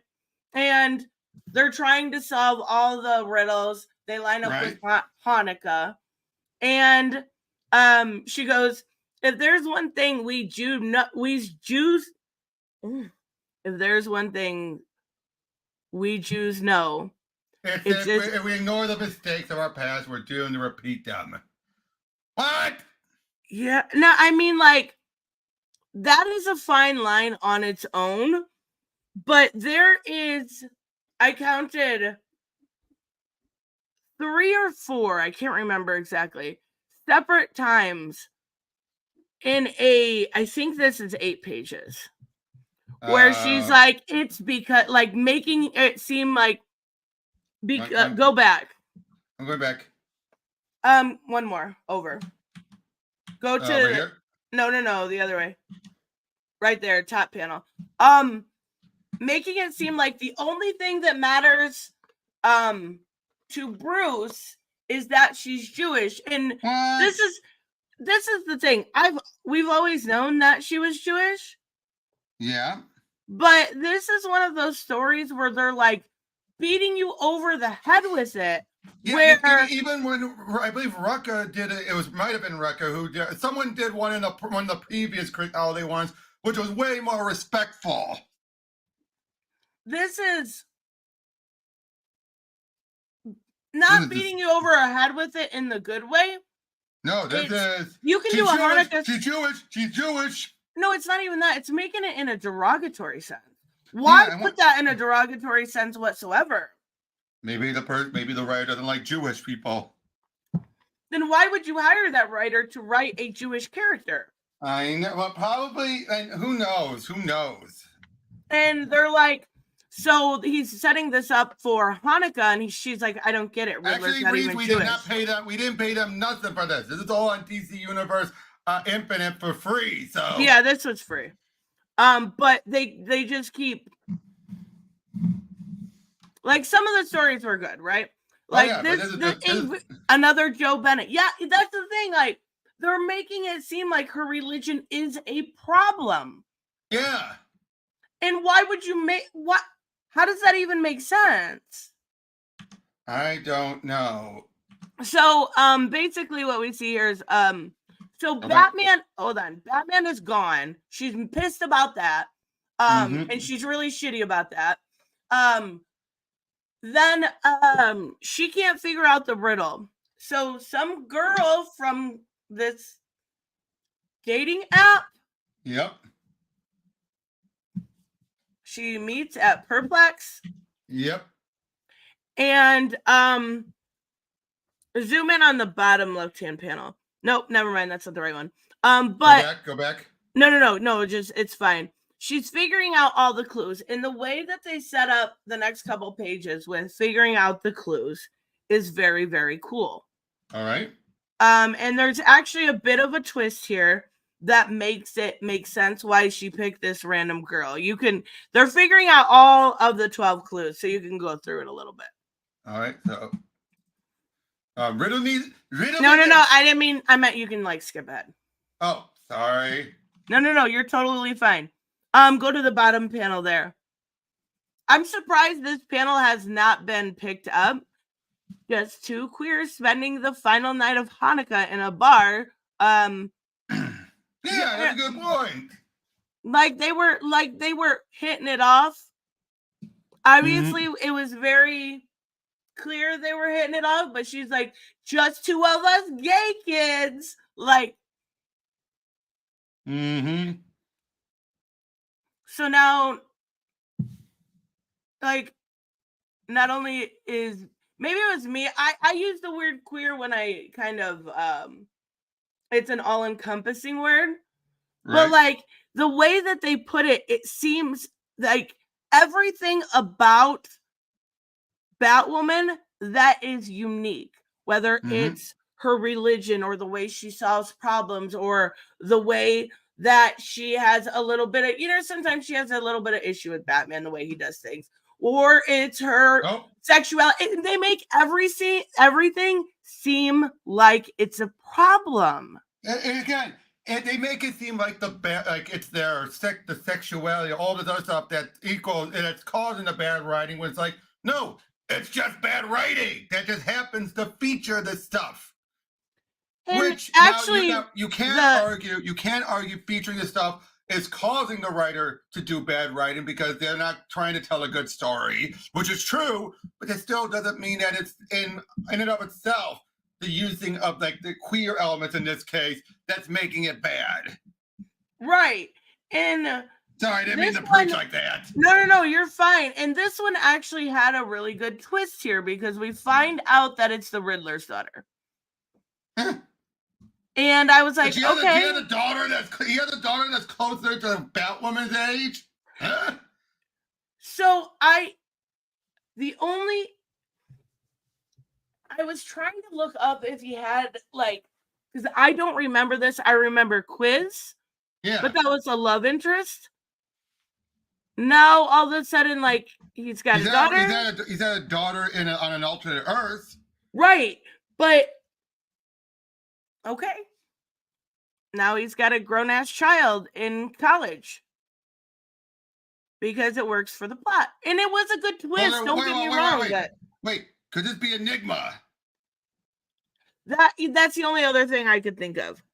This is the only thing. The only thing is Enigma, who but I don't know. I'm looking through this. Hold on. Yeah, there's Evelyn. Yeah, there's Enigma, who is Evelyn Rhyme, who is in the Arrowverse. Her name was something else. I don't remember what her name was, but it was something else. It wasn't Evelyn. I don't know. So he has a grown-ass child. I'm just saying that's just one of them. I was just saying that was just one of them. Okay. And it was a good twist, but everything that made this character so unique, it felt like they made it seem derogatory. And that's where I had the issue with this story. It wasn't, and she's still she's excited. She gets her number. Cool. They solved everything. Oh my God. Sorry, that was only a soda. I was so loud. And it wasn't good. It wasn't well written. I feel like this story could be told, but by somebody that takes respectful. Exactly. Be more respectful to the character. We got Booster.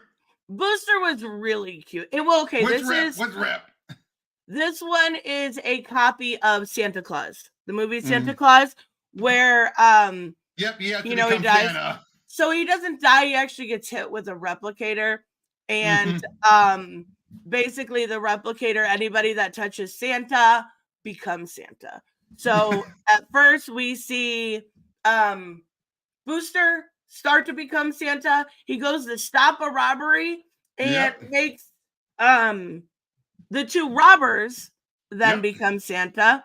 And then Rip is trying the whole time to stop this. Yeah. He's trying the whole time to figure this out and to get them to stop touching people so we don't end up with a million Santas. But then they take it even further because they're turning more into Santa and they think they have to deliver presents. So they start delivering presents. And they end up turning a whole family into Santas. And that's when Rip finally, or Skeets, is able to get Santa, the real Santa, back up. Yeah, and basically is able to kind of hack the code and turn everybody, and they're like, where the fuck are we? So Rip and Booster end up having a meal together. Why are you going so fast? Sorry, you're right. Yeah, meal together and he gets a little toy. Merry Christmas, Rip. What happened to them being father, son? Yeah. That's a different variation. Now, okay. Dan Jurgens did seem to bring that back during the Blue and Gold book. So I think it's up to whatever the writer does. Isn't Jurgens that kind of an issue? Well, Make sure we have some continuity. To be fair, nothing here debunks it, because remember, Booster himself does not know that he is Rip's father. Right. So, I mean, yeah, I guess it doesn't debunk it. It doesn't do it either way. Hey, also maybe where Booster's giving Rip this little toy, very father to his son things, and I think Rip knows that. It's probably why he's smiling. It's like, Merry Christmas, Booster. Like, that feels like a Merry Christmas dad kind of a moment there. Did you notice Cancel Pigs is still trending? Funny these CG came down on the opposite side of that. We'll get to that. We'll be getting to that. Let's just... that's funny because the instant John went live yesterday with the Rich Johnson, they immediately started harassing him. Shocker. But CBS are gonna cancel Pig. Okay, no, so we have he's stepping and he's punching up. Yeah, and they went in there and made fun of how he looks and his hair and that. Yeah, no, not at all, not at all. Yep. Go the fuck back. Sorry. Holy shit, this is the best story in this entire thing. You're right. I was trying to find. I was moving ahead to find out who wrote it first. Okay. This story is incredible. I was trying to find who was the creators. That's all. Okay. But clearly, somebody tells me we won't find out till the end. So okay. Yeah, I don't think they put it till the end. But okay, this but that's one, all. That's all. You're fine. This one was. It was very Superman, All-Star Superman. Mm-hmm. So it's Christmas time. This man is alone. Yep. Basically, he is writing a suicide letter. Mm-hmm. And I wonder how he was going to kill himself. Just drive into something? He doesn't actually say how he was going to carry out. I don't think they wanted to go that far. But I get that he was probably going to drive into something, I bet, since he was going to have it in the car with him. Probably. That's my guess. But basically, Superman hears him reading the letter and goes and says, "Hey, I need your help." And he's like, "Why do you need my help? Right? Like I'm just some dude in my car." And so he takes him and he takes him like, to help these people, give them presents. He takes them to the fortress. And he goes to the North Pole. Yeah, when first he goes up there, like, wait. He leaves them at the fortress for a second. And that's because he's getting stuff. It's really, really well done. He shows him the beauty. The Aurora Borealis. Yes, he shows him the beauty of the world. I mean, like, this story is the ultimate Superman. So they sit up there and they're talking. Listen, Superman, I appreciate this, but I don't think you get it. That's probably true. We all have our own hearts and minds. I don't know what you need help with, and I suspect that asking for as much is your way of trying to help me. But I'm kind of beyond sanity at this point. I'm not here to tell you you're wrong or that I can fix it and what's hurt in you, Chris. But I felt lonely too. Though that place we went to wasn't full of elves making toys. I go there to be alone. Sometimes I like it. Sometimes it's because my presence can be a burden. I can't make people happy. That comes from within, and often it takes a lot of work. I can save lives, but what's done is done. And what's done with them, that's out of my hands, and that hurts. I found ways to feel better. This was the. This is why I love Superman. This should be one of those stories that is, in my opinion, nominated for an Eisner. This makes this book worth it to me. It's wasted here. This should have been in the Action Comics book so it can actually get some more headway. It is, and I feel like I gotta say, this should have replaced that John Kent story from 1059. this one was so well done because and I like that it represents, a guy that just feels like he hasn't found his way in life and he feels like he's ready and on the verge to give up. And Superman's like, I can't tell you, like, he's not trying to impose his will on him. He's simply trying to include him in the conversation. And it was and so many people around the holidays feel like utter shit, right? People are alone. They're sad. So go back one page. That bottom, he's saying, you know what? There is one thing I can do for you. You never know what it's like to have a secret identity. Let's get you one. We can get you a costume. We can get you this. You can anonymity. Like, let's get you that. And what he gets him a job as Santa, working with kids and working with people. And again, this connects back. This you could only do after they put the secret identity back in the bottle. If he wasn't Clark Kent again, where you have that whole thing, I'm pretty sure the guy would have thrown it in his face, being all like, "What do you mean you don't have a secret identity anymore?" But no, because he got the secret identity back. I mean, people don't know he has what a secret identity is. It makes this more impactful.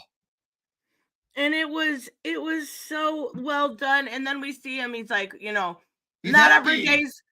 every day's perfect, right? Yeah. Some days are better than others. So I'm taking it one at a time. Go to the next page. And we see him, watching a little bit of a time skip. The ball drop, yeah. Yeah. And he's spending the night with a woman and they're looking at this together. So he has, I'm assuming, Michael W. Conrad. I've heard that name. I've heard that name. Wait. Yeah, it's Conrad. He wrote Wonder Woman. Yeah. With his wife, Becky Cloonan. Yeah. And he looks up and they're spending the night together, New Year's, and they're having a sweet moment. And I thought this was so well done. This was absolutely the best story in this comic and the best story for the time. And then we go to Bunker, which is totally different. One of the best creations Scott Lobdell's come up with. Wait a minute. Who the heck is that? Drummer Boy. Drummer Boy. Oh! Yeah. I remember. Yeah, wasn't the last time we seen him in that one that was like be gay, the do crime? The Pride story. Yeah, that's what basically they try to do a little bit of the same aspect with this, except for it doesn't work as well. Bunker takes care of Drummer Boy pretty easily. And he's kind of feeling like left out, not in the right headspace. They've radically changed Extrano from how he used to be. Extraño, I like Extraño, but do they have history? Extraño and Bunker? No. Remember, Extraño's been dead for the most part until they brought him back in some of the Pride stories. So why bring him? Because they're gay characters. Yeah, that's what I was thinking. That is the sole reason. It's a fellow gay character. Because I was thinking this story makes more sense with Constantine, but that's just me. A world without Bunker. Rude. So he shows them what's with Bunker's outfit. He got a redesign. Yeah. I think specifically for this story, they did a redesign by redesign. Dominators. Oh, they're clones. They're clones of them. Yeah, he's showing them what the world would be like if Bunker did not exist. So this is your It's a Wonderful Life type story. Although, but at the same time, though, Bunker was more around for the other Teen Titans team, the New 52 Teen Titans. He was barely around for anything else. Yeah, I mean, I like Bunker. I like it's giving him too much importance, if you ask me. 1 8-page story is too much importance. No. They're claiming this is how it would be like without him. Oh, yeah, for sure. That's what I mean by importance. Like, without him, Dominators would take over. I mean, they're evil clones. It could happen. So he fights them, basically, and wins. And he's like, the moral of this was, you're the cornerstone, the brick that holds. What are you doing to your mic? Are you like punching it? No, I'm not even touching it. Okay, all right. And then adjust the settings after we're done today. He's like, explains why life would be, why the world would be different if he disappeared or if he was never there. And I was actually recommended this video and I meant to watch it. Was it any good, Black Phoenix? I like his new design a lot. I think it's neat. Oh yeah. I think I've seen that as well. And I guess I do like the redesign. I like the colors, but of course I do. It's pink. But then someone comes up and wants his autograph, and he's like, "You're my favorite." Yeah. He's like, "You're my favorite. You're my favorite Teen Titan. Sign this brick for me." And he ends up going to a party. Yep. And he gets, has a party with a bunch of people in the background. Wait. They're all the queer characters. Oh my God, I just noticed that. It's all the queer characters. It's just as like queer.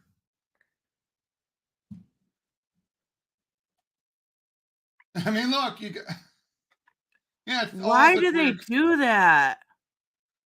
Wait, that's not Connor, is it? No, that's not Connor. City Boy. Yes, I know that's the non-binary character from, I can't remember what it was called. I said that was City Boy. That looked like City Boy's outfit. Oh no, that's it. Spirit World.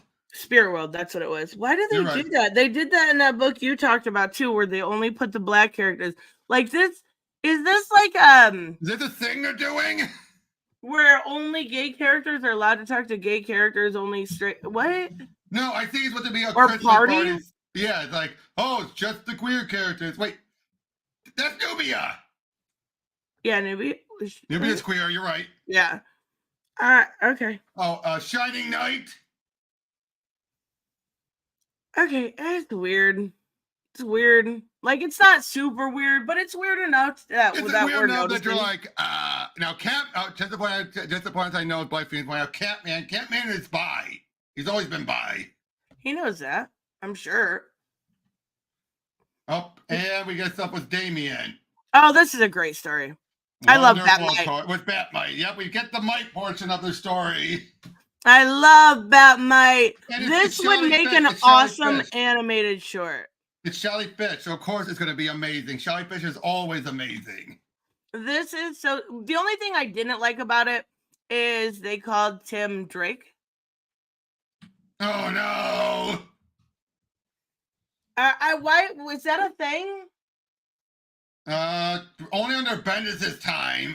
That's what I thought. I thought that was over. Here's my guess is this might have been written beforehand, but the artwork was tweaked to accommodate.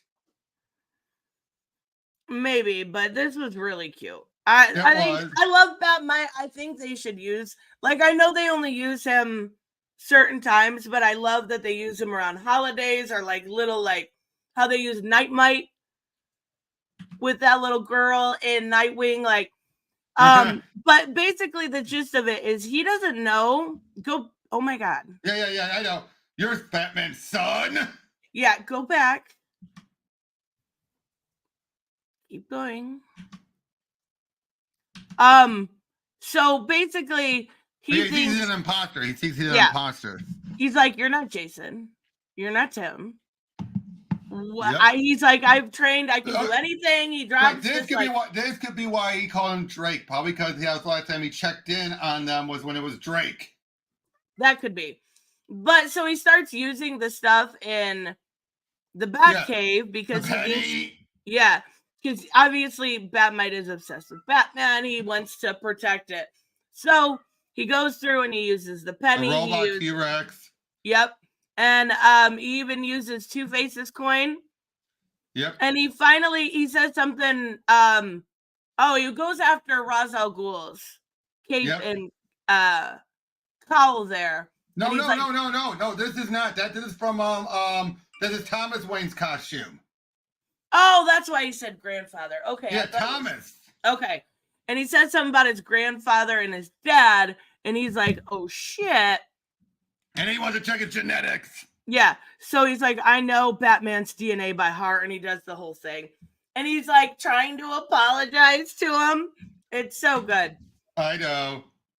And then he's like, "Okay, I normally I can give you, like, your parents are alive, like, because the other ones aren't." And he's like, "So I want to give you something for Christmas."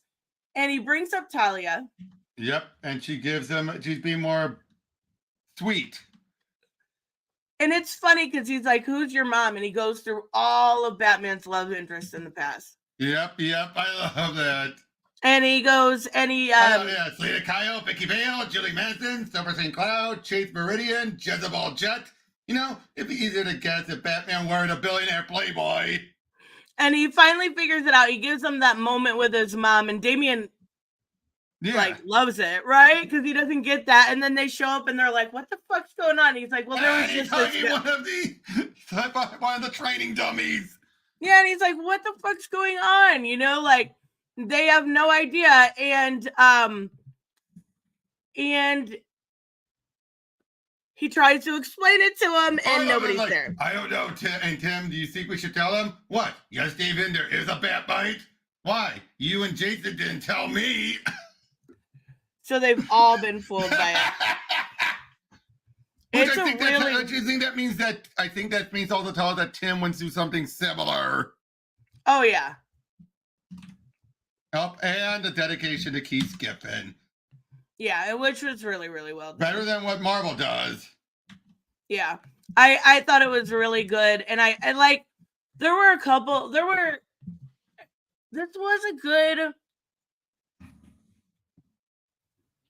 was a good anthology, save for a couple stories, which would have been, the bunker one was fine. It wasn't great, but it was fine. But that ending was wonk. Yeah, and then yep. And then we've got the first two issues. Oh hell no.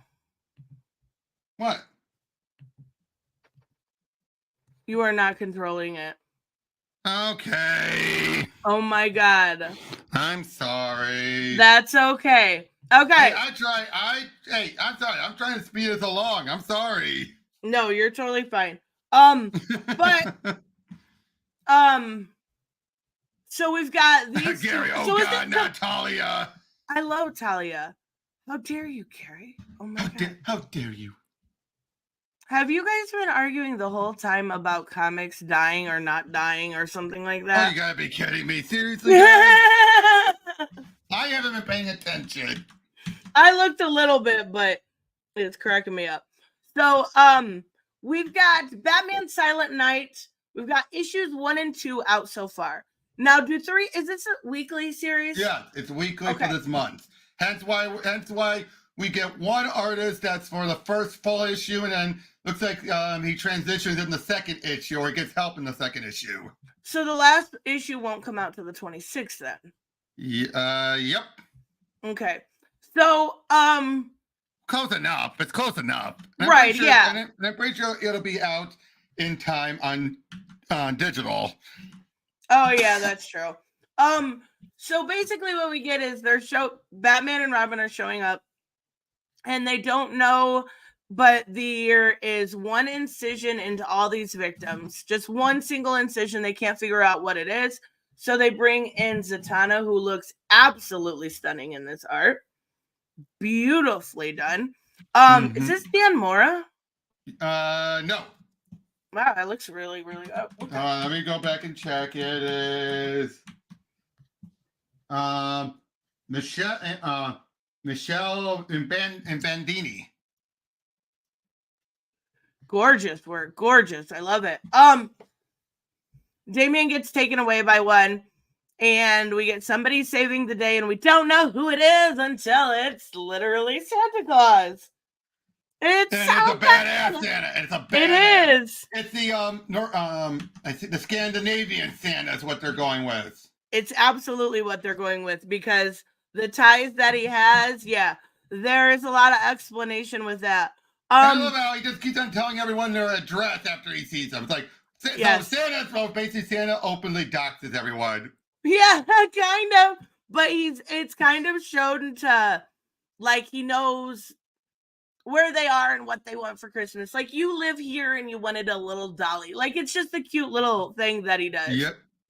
And we've got a bunch of help here, and we see Santa, and they send these vampire-esque creatures away. So we get a really good explanation of the Scandinavian Santa, and its ties to stuff like Asgard and yeah. And it's really well done. We also get the explanation of Krampus. And I fucking love this. Obviously, Krampus is the villain. Give it up, the real Yuletide Lord Krampus. Santa's the poser. No! Okay, I love that they're both in it. Bye, Tevya. And I think it's really, really well done. Honestly. And I have no idea where the story's going. I have no idea where they're going to go with the story. Right? So as he's explaining his history, Damien realizes that he saw Krampus' input at the scene of the crime. Yep. And they end up figuring out, after they go through that Krampus is back. And I love it. I love his design. It's so good. Did you see the Shao Kahn Krampus? Yes. Oh, I love it. It's so good. It's so... I gotta say, it was weird last night. Even though they got everything, seemed to, you're able to get back in the servers, I had all of my coins from last time. So like, I can use them? Yeah. Nope. No, your coins from the seasonal or from... Yeah, the seasonal coins. Oh, no, you can't use them. And now I did go through the shrine. Good God, I get a whole bunch of combat cards. I'm like, what? Yeah, a lot of combat cards. And that annoyed me. I'm like, really?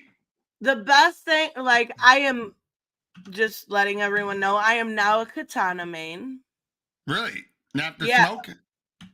Oh, well, I'll play smoke in competition, but Katana has the cutest outfit in the game, so now I have to learn her more. Okay. So yeah, oh my God, it's gorgeous. So you're going to learn to be a main. Oh, yeah. Yeah, outfits will do that for you. A good outfit can get you anywhere, guys. Haven't you learned that? Outfits matter. Wait, Santa creeps you out? Santa creeps you out. That's crazy. I love this design of Krampus. It's incredible. I love it. Is this Trevor Harrison design? I'm surprised it's good. Okay.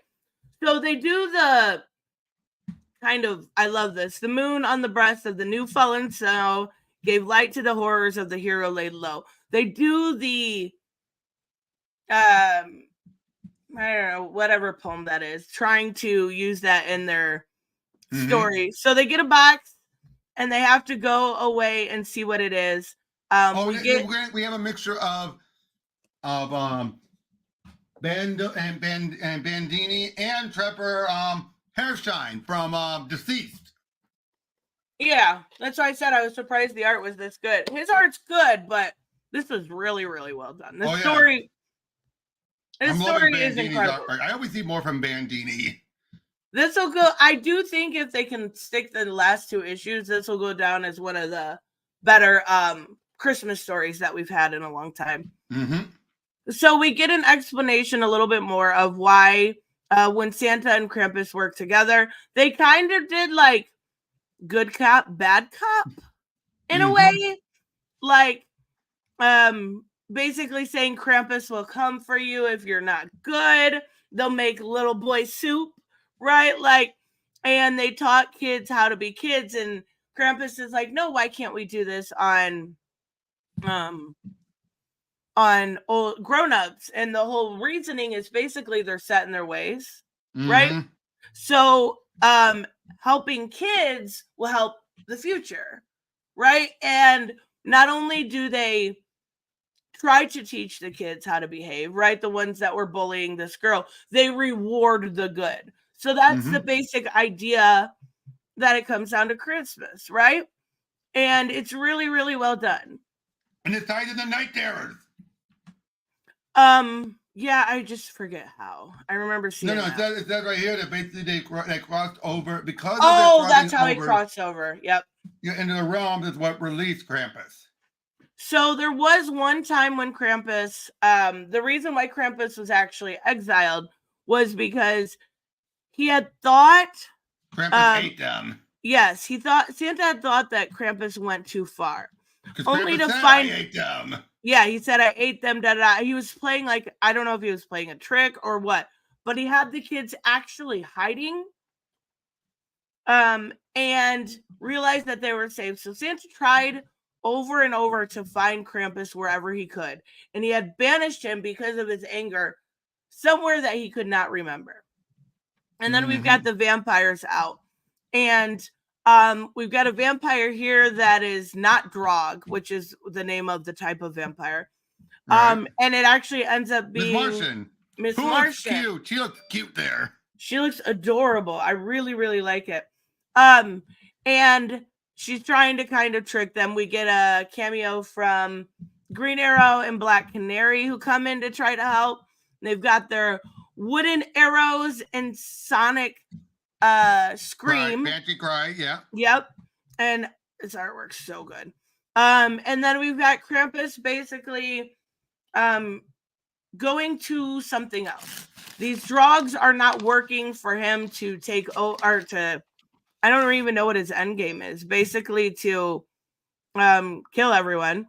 And now he's got these lawyers, and they're like angels. So they're pretty, but they've got like 3 fingers. I don't know what the fuck they are. I don't know enough about the mythology and Santa and shit like that to know what these are, but they're cute. How are they gonna be mean? I don't get it.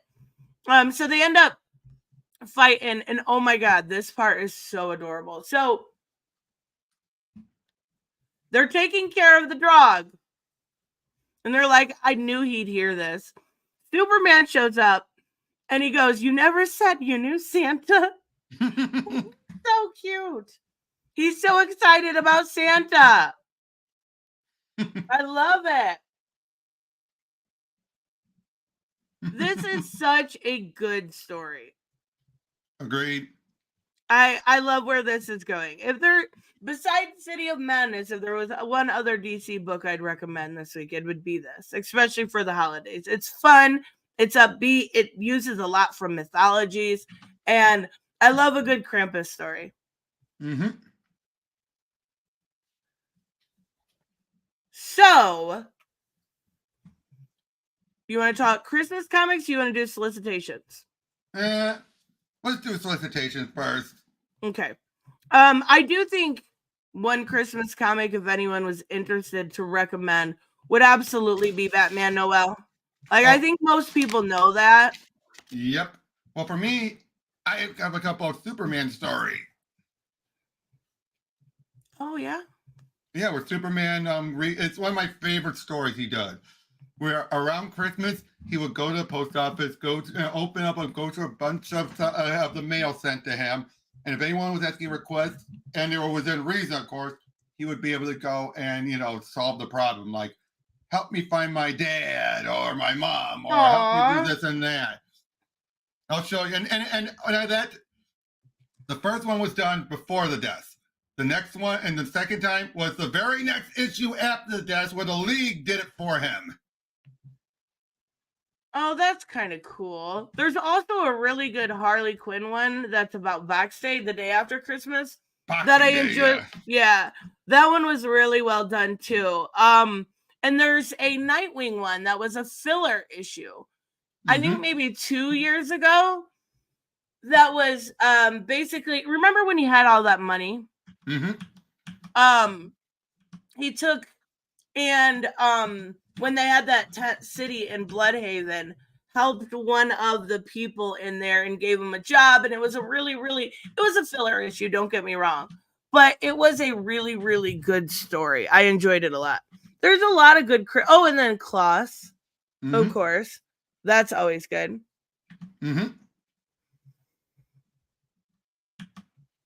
And we've got solicitations. Batman, Dylan Dog. Yep, we'll get that. We'll get that. Oh, wait. I thought it was a Christmas recommendation. Sorry. No. What are you guys like, honestly, before we get into this, because we're gonna fly through these, what are you guys arguing about? Okay, should we bring up about the Mark Waid thing quickly? Yes. So explain this to me. Okay. You remember when how we all thought that Mark Millar was talking about that Operation Simone book, correct? Correct. Yes, that's what I assumed. I think everyone a lot assumed. of people assumed. But Mark Waid went on a rant, which was basically saying, if I had to deal with any of these alt-right nut jobs, I'd rather see the comic book industry burned to the ground. Now, given how Mark is, it's clearly he meant the crazy alt-writers, but unfortunately he lumps all of them together. Like EBS, but the ones, or Rippa, let's be honest. Yeah. Even though Rippa's not alt-right, but in Mark's eyes, he is. Right, yeah, I mean, I think... Basically, when he says alt-right, he means the more crazier individuals, and I get why he would say that. Now, eventually... after Mark Millar found out about what was going on, he had to clarify saying, like, I wasn't talking about this other book. I was talking about another book that no one's heard of, but it was one that he was aware was in production and having a documentary tied into it. Okay, so and Gail and him talked. That book that I actually showed it the other day. The book with Gail and Kelly Sue DeConnick, Mark Millar wants nothing to do with. Okay. Oh, no, yeah. that was not the book. He didn't even know it existed, but it turned out that one Twitter guy is the one who just posted these tweets together. And, of course, the guy later claimed it was because everyone of CG were claiming it had to do with Operation Simone. He assumed it, which led to a whole bunch of misunderstandings. But Gail then said, okay, it's a misunderstanding. We're cool. And I think Mark's getting a little annoyed at people who were going after Gail. And then Mark Millar, and then Mark Waid even reined it back in a little bit, more clarifying, the problem are the people who are, hold on, let me find it. Carrie shared it to me yesterday. Hold on. And you know what's weird about it is yesterday when I was listening, I was just very curious what, John Suiters, I think is his last name. Sunters, yeah, from Word Balloon. He's great. And he has a lot of great interviews. And of course, EVS had to come in there, had to start a live stream and harass him. I get some of them were just having fun, but some of the people, like some of EVS's fans coming in there were saying, make comics white again, and just being absolutely ridiculous. Like, it's stupid. And then all John said was, he would have a conversation with Ethan. He has no problem with it, but Ethan weaponizes everything and makes everything drama. He weaponizes opinion, and he basically goes after anybody that disagrees with him. And he's not wrong. And I felt bad for John because he was just trying to have an interview, and they come in there. He's not drama. That's just not him. And he's when I had him on before, he gave me some good advice about how to be handling everyone. He's Okay, great. here's what Mark Waid then said later. Yep, the mainstream superhero comic industry is having a rough time of it lately. Few people are saying otherwise, and my heart goes out to struggling retailers. Steps need to be taken, and even the alt-right loudmouths make some good points. But when make comics and make better comics becomes make more comics that are on my own to my own personal taste, that's a solution I can't get behind. Badly produced comics sure aren't helping, and there are a bunch out there, but neither is pretending that bad superhero comics is some new phenomenon. As someone who's been reading them for nearly 60 years, I can promise you that many of the ones you remember with nostalgic fondness because you liked them as a middle schooler are just as bad compared to the actual classics of the day. Just because you and your friends don't like something doesn't automatically make it empirically bad. Oh, for sure. Now that I can get behind. I think that's reasonable. And I can totally understand why he would not want to work with somebody like Ethan Van Sciver. Why he would rather not work than work with somebody your boy Zach, that treats. or I don't even think Zach is as bad, but he doesn't harass people the way Ethan does. He doesn't go after people the way Ethan does. Yeah. And don't get me wrong, Ethan is talented, but he weaponizes everything down to his political opinions. No, Michael Hart, I don't believe that's what it is. I think when he was saying all right, yes, he's lumping a lot of people into that. But I think in his own mind, like some other people, like Greg Weisman, which bullshit to that hacker, now he's gone from Twitter completely. I don't blame Greg for giving up. I don't blame him. I mean, Mark should have clarified what he meant. It sounds like it was a tweet in anger, but or a Facebook comment in anger, yes. Or yeah, whatever it was. But I'm just saying, like, I do think Mark has also called just some guy a white supremacist. So I don't necessarily trust what Mark says either way. And he cost the publishing deal. So like, he's just as bad as EVS in my opinion. Oh yeah, I won't argue that. Doesn't mean there was a but again, I kind of separate between Mark Waid the person and Mark Waid the writer. When I had him on my show, I was having Mark Waid the writer on. Yeah. Oh yeah. Absolutely. Absolutely. I just can't believe that. I don't know. I've EFAB'd stuff before. I don't think anybody in my audience would ever go harass somebody, and if they would be instantly blocked from me. Just because I don't want anyone to feel bad. If I'm watching somebody's video, I'm doing that as a constructive, like trying to add my own commentary to it. I'm not trying to harass somebody. So I don't think it's cool doing so.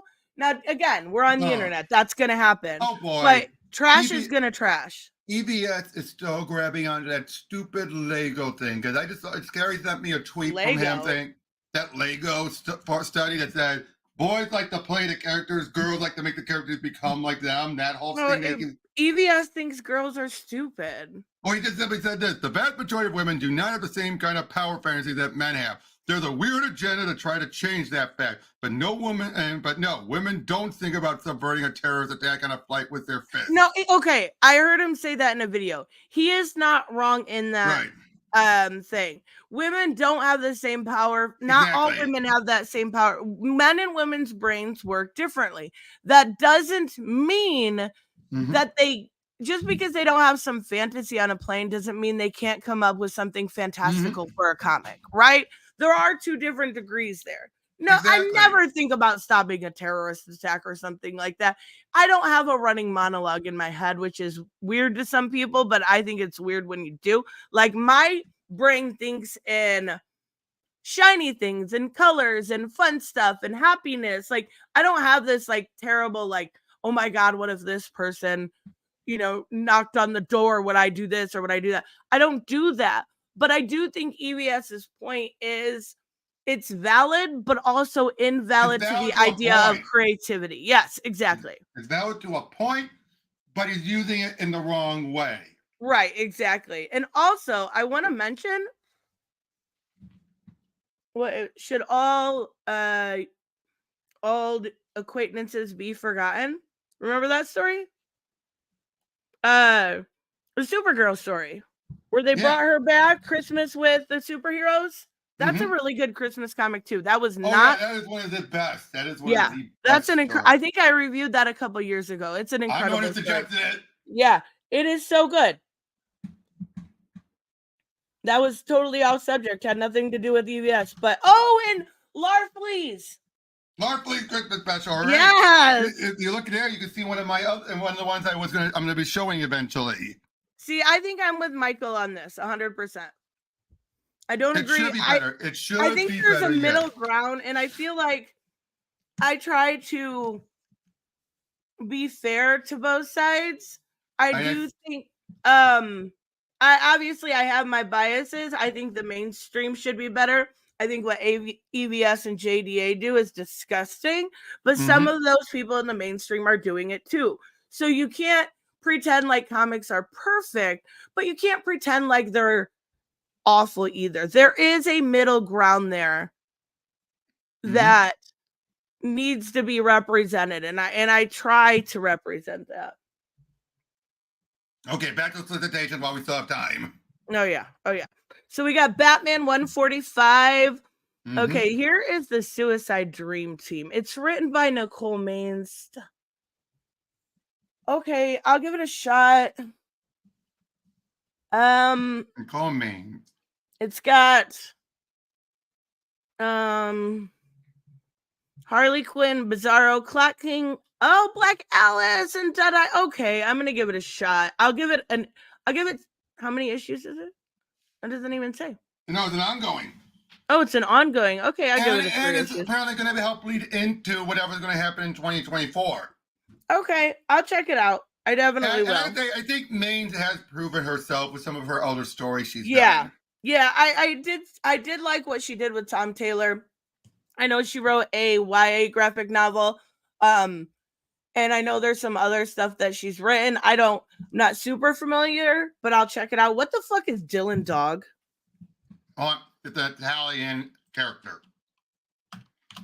Huh? Hold on.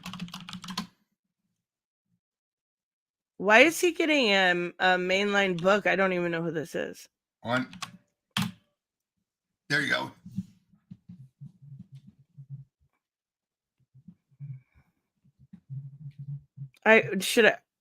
What should I know this character? No, I have no idea. It's an Italian horror character. Okay, cool. I probably won't read this. I'm not gonna lie. I don't know if I will either. I don't know. I don't know enough, and nope. Okay, Dark Age by Mark Russ. Oh, we got Space Age, and then we got Dark Age. Is this Black Label? Yeah, probably. Yep. Well, we got a Frank Quitely. Say it. I think technically Space Age was not Black Label. Oh, okay. That's what I'm saying. But I'm curious on this, especially this is basically set against the backdrop of actual history. Yeah, I'm definitely. I'll give it a shot. Batman and Robin. I really like Space Age. Yeah, I knew it had some people that liked it. Oh my God, Rom V is still on Detective. I need to find a place to jump in and see if I like it Black again. Phoenix is an Italian detective character. Okay. I'm not I know nothing about him, but maybe I'll learn. Yep. Nightwing. 88 pages for $4.98. Oh, that's not bad at all. That's a good price. Yep. All right, we've got Nightwing. We have Birds of Prey. This cover. I love it. It's so good. We've got The Outsiders, which is I need to read issue 2, but issue 1 was really, really good. We've got Catwoman, still by Teenie Howard, which is fine. The last one was good. I love that one cover. It's like an old-fashioned comic or cover. Yeah, it's really, really good. I still like the fact they brought back the Jim I Like Boobs Ballin costume. I love that they brought that costume back.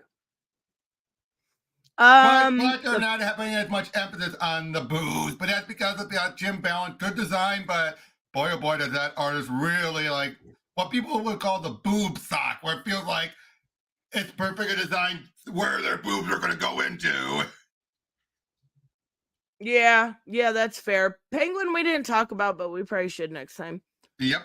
Good Harley issue. Quinn, Teeny Howard. Get At least there's a backup story. Yep, different writer. That's true. Poison Ivy, which is an incredible book. G. Willow Wilson is killing it. Red Hood the Hill. Oh number boy, the 2 guy who wrote of the 6. last 2 issues of the Red Hood ongoing. And I remember you hated that. Yeah, that should be interesting. Batman the Brave and the Bold. This I have not been reading. Covered by Simone DeMaio, though. This is The World's Finest. It's got that guy. William Shatner. He looks like my grandpa. Well, he's in his 90s. Yeah, they both are. Why is he on here? I think it's similar to when they had the Nick Cage cover and all that. They're just getting some celebrities to do. It's the 25th. Yeah, it's the 25th issue. Okay. I don't know what that is, but I want to see what it is. That's Doomite. Probably a Doomsday Batmite.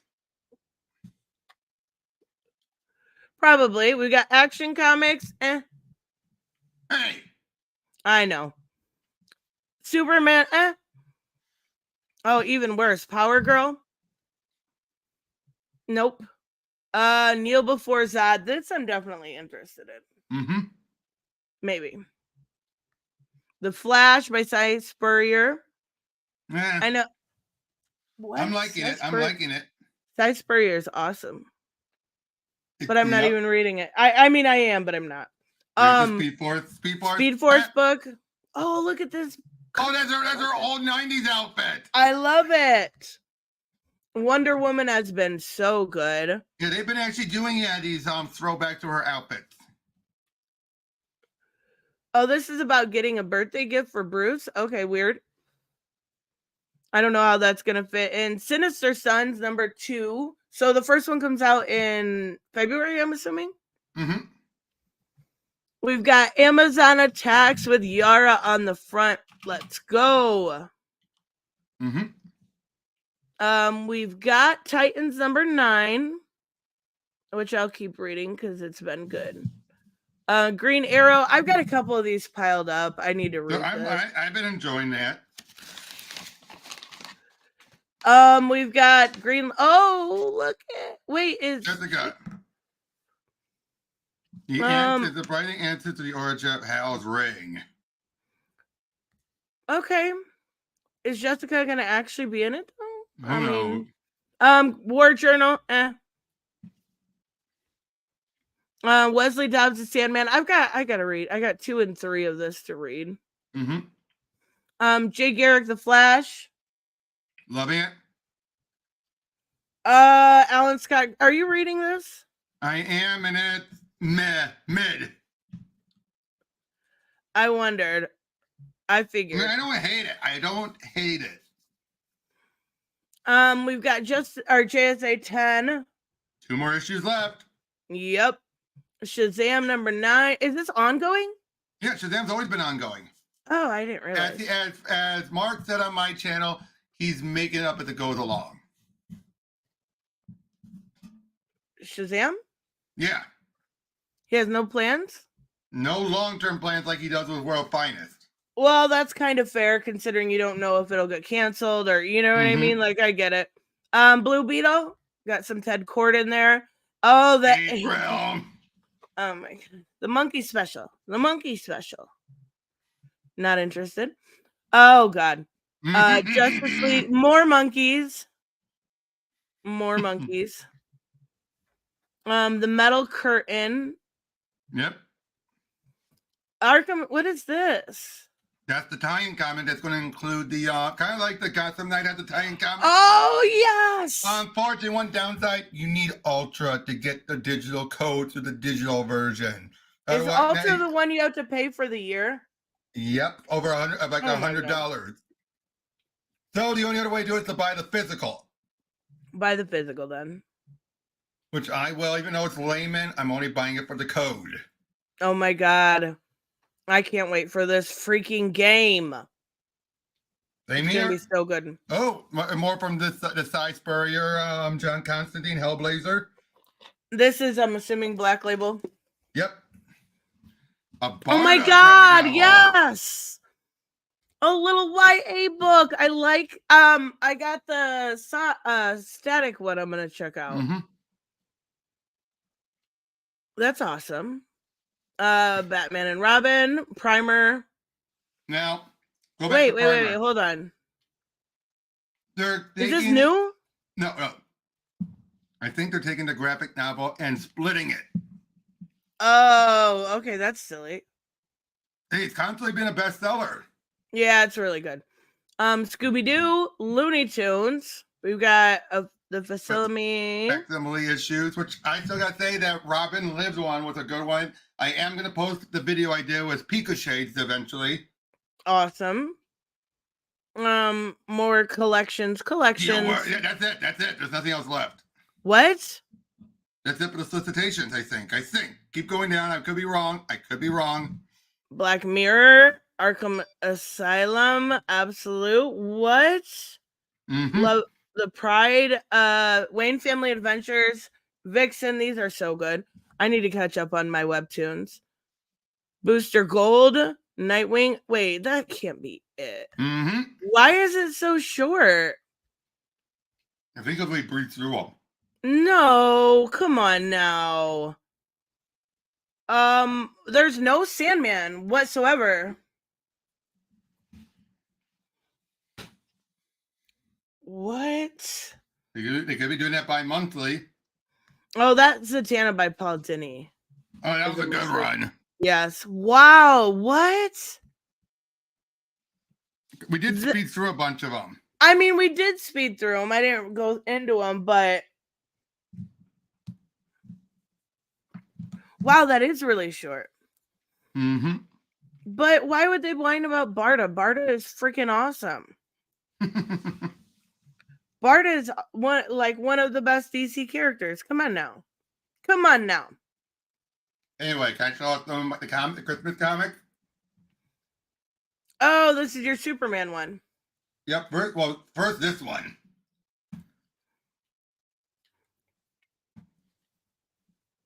Yeah, this one.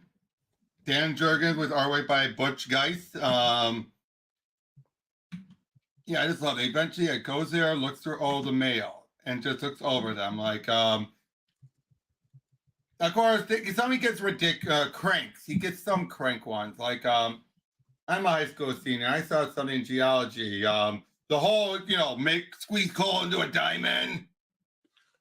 Oh, yeah. Can you sure send me some? No, that's like, you can't possibly. You're right. I can't. That's funny. Oh, how about this one? Dear Superman, I do hate to trouble you with my worries, but I'm a 65-year-old survivor of Auschwitz. For years, I thought my entire family had perished there. Because of that, I had no reason to look for anyone and wanted only to put the terrors of Germany behind me. But I recently discovered I had a sister who also survived and now lives in what used to be East Germany. For the first time in almost 40 years, I now know I'm not the last of my family. All I want to do is see her again, but I haven't the means. I'll be back as soon as I can. And sure enough, Oh, that's so cool. finds the sister and brings them together.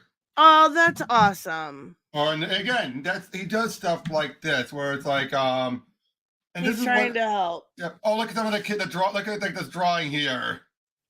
Oh, that's so cute. I don't think this letter would ever treat you, but my mom told me to try anyway. Oh no! What? My dad has a brain tumor. The doctors say they can't do anything to save him, but you can, right? I heard you can do anything, even do brain operation to get out of a tumor.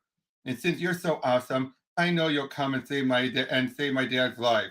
Love, Terry Baldwin Jr. Age 10. P.S. I hope you like my drawing. Where is he from? Salt Lake City. You're going on this one, aren't you? But what will you do when you get there? I'll tell the boy that I can't save his father's life. Oh no. Oh my god. He goes That's like, awful. oh, but he was too late. You let my dad die. Should have known you wouldn't help. Should have known you're a big fake. I'm sorry. I'll go. No, would you talk to him, please? Make him understand. And basically, yeah, like, I'm not a doctor, but you're Superman. No, I'm Superman. And there are many things, there are just many things I just cannot do. I wish I could have helped your father, though. I wish with all my heart. That's so sweet. Yep. Oh,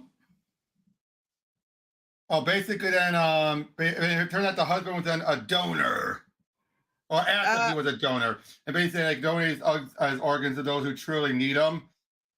And basically, like, you could give them a shot at life. Oh, thus they that's do. so cool. And it also helps a few other people survive. And even brings the heart to someone who needs it. Oh, that's awesome. Yeah, I mean, that's just that one. Then there's, geez, Well, let's closed up. save the rest of them because All I right. want to wrap up. But what do you have going on at your channel this week? This week, just a couple more Pro Teachers Noobs, although I'm working on a double-sized Christmas special. You know about that one. Yep, that's awesome. It'll be double-sized, 2 different reviews in one video. I think that's worth it for Christmas, wouldn't you say? Especially since it falls on Christmas Day. Yeah, definitely. That's awesome. Yep. Other than that, I go back and forth with the streaming, and yeah, I am probably going to go back to Alan Wake 2 eventually, but I'm having a good time with Cthulhu Saves Christmas. Oh, that's really cool. Yep. So yeah, I mean, other than that, yeah, nothing much else. I mean, have you seen my Let's Play of Cthulhu Saves Christmas? No, I haven't had a chance to check it out yet. It's just a little JRPG it's funny in the dialogue. Oh, that's cool. Because like you have it's Cthulhu. You're playing as Cthulhu saving Christmas, and there's no fourth wall whatsoever. It's like right down to the point where it's like, I must kill Santa, but the title is Save Christmas. Well, yeah, I'm saving Christmas. Santa, the old man's clearly off his rocker. Oh, that's awesome. And then, yeah, things like that. That's really cool. This week, we will be doing Jackbox tomorrow instead of on Sunday. I do have a competition on Shirai Ryu TV on Sunday at 6. So we're changing it to Saturday this week. I already talked to everybody and they made sure it was okay. They bumped the tournament to was Sunday? No, that tournament for TNS is next Thursday. So if I server don't go down again. Oh my god, don't even say that. I was so pissed. But yeah, so tomorrow is Jackbox. That should be super fun. And thank you guys all for stopping by. And we will have some more Christmas content later this week. Or later next week. See you guys next time. Bye-bye. See ya.